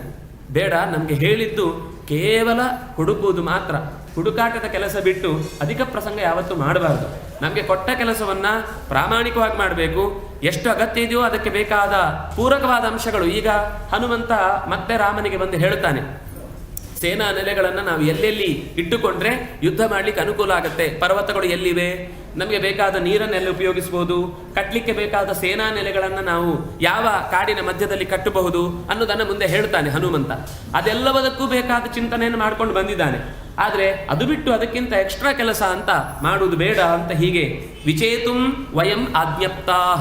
ವಿಚೇತುಂ ಕೇವಲ ಹುಡುಕುವುದಕ್ಕೆ ಮಾತ್ರ ನಾವು ಆಜ್ಞಪ್ತರಾಗಿದ್ದೇವೆ ಹೊರತು ಕರ್ಕೊಂಡು ಬರಲಿಕ್ಕಲ್ಲ ಅಂತ ಹೀಗೆ ಮಾಡಿ ದಾರಿಯಲ್ಲಿ ಹೋಗುವಾಗ ಒಂದು ಜೇನಿನ ಸಾಕಣೆಯ ವನ ಸಿಗುತ್ತೆ. ಆಗಲೇ ಜೇನು ಸಾಕಣೆ ಎಷ್ಟು ಪ್ರಸಿದ್ಧಿ ಇತ್ತು ಅಂತ. ಅದರಲ್ಲೂ ಕಪಿಗಳಿಗೆ ಕರಡಿಗಳಿಗೆ ಬಹಳ ಇಷ್ಟ. ಹಾಗಾಗಿ ಜೇನಿನ ಆ ಸಾಕಣೆಯ ಕೇಂದ್ರಕ್ಕೆ ದಾರಿಯಲ್ಲಿ ಹೋಗುವಾಗ ಸಿಕ್ಕಿತು ಅಂತ ಹೇಳಿ ಎದುರುಗಡೆ ಸಿಕ್ಕಿದ ಕಾವಲುಗಾರನನ್ನು ಕೂಡ ತಲೆ ಮೆಟ್ಟಿ ಒಳಕ್ಕೆ ನುಗ್ಗಿಬಿಟ್ರು. ಇದು ಹೋಗಬಾರ್ದು, ಸುಗ್ರೀವ ಅತ್ಯಂತ ಪ್ರೀತಿಯಿಂದ ಸಾಕಿದಂತಹ ಜಾಗ ಇದು, ಇಲ್ಲೆಲ್ಲ ಯಾರು ಹೋಗಬಾರ್ದು ಅಂತ ಎಷ್ಟು ತಡೆದ್ರು ಅವನ ಮೇಲೆ 4 ಗುದ್ದಿ ಹೊರಟೋದ್ರು ಸಿಟ್ಟಿನಿಂದ. ಯಾಕಂದ್ರೆ ಇಂಥ ಟೈಮಲ್ಲಿ ವೀರಪಾನ ಅಂತ ಅನ್ನೋದನ್ನು ಮಾಡ್ಲಿಕ್ಕಾಗುವಾಗ ತಡಿಬಾರ್ದು ಯಾರು ಕೂಡ. ಅದಕ್ಕೋಸ್ಕರ ನಾವೆಲ್ಲ ಒಳಕ್ಕೆ ಹೊಕ್ಕಿದ್ದೇವೆ ಅಂತ ಒಳಗೆ ಹೋಗಿ ಕಾಡು ಮೇಡುಗಳನ್ನೆಲ್ಲ ಚೆನ್ನಾಗಿ ಅಲ್ಲಿ ಸಿಕ್ಕಿದ ಹಣ್ಣು ಹಂಪಲುಗಳನ್ನು ಜೇನನ್ನು ಕುಡಿದು ಆಟೋಪವನ್ನು ವ್ಯಕ್ತಪಡಿಸಿದಾಗ ದದಿಮುಖ ಅಷ್ಟೊತ್ತಿಗೆ ಹೋಗಿ ರಾಮಚಂದ್ರ ಮತ್ತೆ ಸುಗ್ರೀವ ಮಾತನಾಡಿಕೊಳ್ತಾ ಇದ್ದಾರೆ. ಆಗ ಬಂದು ಆಗಮನವನ್ನು ತಿಳಿಸ್ತಾನೆ. ಹೀಗೆ ಈ ಕಪಿಗಳೆಲ್ಲ ಬಂದು ನನ್ನ ಮಧುವನವನ್ನು ಅದು ಏನೂ ಇಲ್ಲ ಅಂತ ಅನ್ನೋ ಹಾಗೆ ಮಾಡಿಬಿಡ್ತಾ ಇದ್ದಾರೆ, ನಿಮ್ಮ ವನಕ್ಕೆ ಹೀಗೆ ತೊಂದರೆ ಆಗಿದ್ದಕ್ಕೆ ಕ್ಷಮೆ ಇರಲಿ ಅಂತ. ಅವನೇನು ಅಂದರೆ ಈಗ ಖಂಡಿತ ಸುಗ್ರೀವ ನನ್ನನ್ನು ಸಾಯಿಸೇ ಬಿಡ್ತಾನೆ ಅಂತ ಗಡಗಡ ಅಂತ ನಡುಗ್ತಾ ಇದ್ದಾನೆ. ಆದರೆ ಸುಗ್ರೀವ ತಕ್ಷಣ ಬಹಳ ಸಂತೋಷಪಟ್ಟು ಬಿಡ್ತಾನೆ. ತುಂಬ ಒಳ್ಳೆ ಕೆಲಸ ಮಾಡ್ತಾ ಇದ್ದಾರೆ, ಅದು ನಡೀಲಿ, ಅವ್ರು ಏನು ಬೇಕಾದರೂ ಮಾಡ್ಕೊಳ್ಳಿ, ನನ್ನ ಪರ್ಮಿಷನ್ ಇದೆ ಅಂತ. ಇವನು ಗಾಬರಿ. ಸುಗ್ರೀವ ಆಜ್ಞೆ ಅಂತಂದರೆ ಯಾವತ್ತೂ ಕೂಡ ಯಾವ ಸಣ್ಣ ತಪ್ಪಿಗೂ ಕೂಡ ಕ್ಷಮಿಸೋನಲ್ಲ. ಅಂಥದ್ರಲ್ಲಿ ಅವನು ಅತ್ಯಂತ ಇಷ್ಟಪಟ್ಟ ವನವನ್ನೇ ನಾಶ ಮಾಡ್ತಾ ಇದ್ದಾರೆ ಅಂತಂದಾಗಲೂ ಯಾಕೆ ಹೀಗೆ ಸೌಮ್ಯವಾಗಿ ವರ್ತಿಸಿ ಇನ್ನಷ್ಟು ಖುಷಿ ಪಡ್ತಾ ಇದ್ದಾನೆ ಅಂತ ಪಕ್ಕದಲ್ಲಿ ರಾಮಚಂದ್ರನ ಹತ್ರ ಎಲ್ಲ ಮಾತಾಡುವಾಗ ಹೇಳ್ತಾನೆ, ಕಪಿಗಳು ಆ ಕೆಲಸ ಮಾಡ್ತಾ ಇದ್ದಾರೆ ಅಂದರೆ ಅವರು ಖಂಡಿತ ಹೋದ ಕೆಲಸವನ್ನು ಯಶಸ್ವಿಯಾಗಿ ಸಂಪಾದಿಸಿಕೊಂಡು ಬಂದಿದ್ದಾರೆ ಅಂತಲೇ ಅರ್ಥ.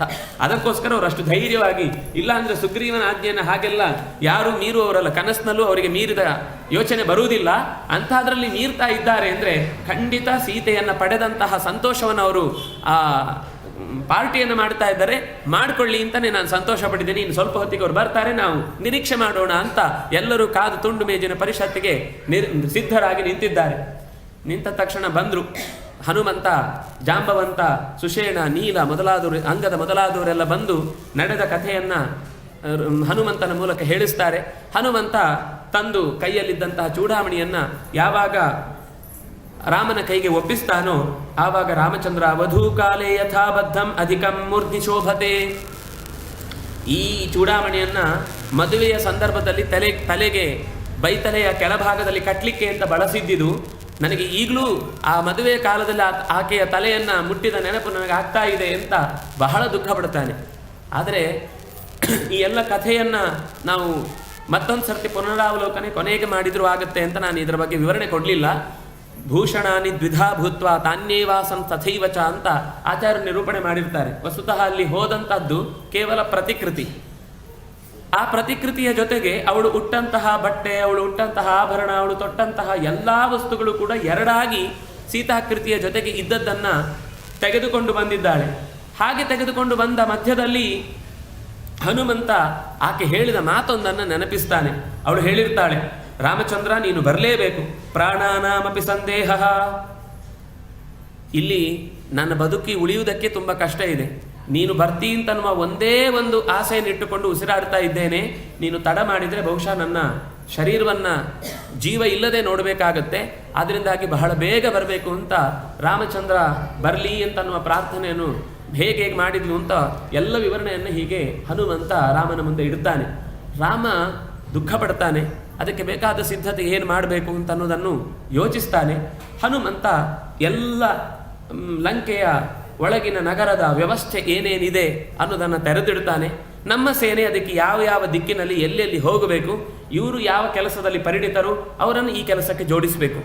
ಯಾರು ಯಾರು ಯಾವ ಯಾವ ಸಾಮರ್ಥ್ಯವನ್ನು ಹೊಂದಿದ್ದಾರೋ ಅವರವರಿಗೆ ಅಂತಹದ್ದೇ ಕೆಲಸಗಳನ್ನು ಕೊಡಬೇಕು ಅಂತ ಎಲ್ಲರೂ ಸೇರಿ ಮೀಟಿಂಗ್ ಮಾಡ್ತಾರೆ.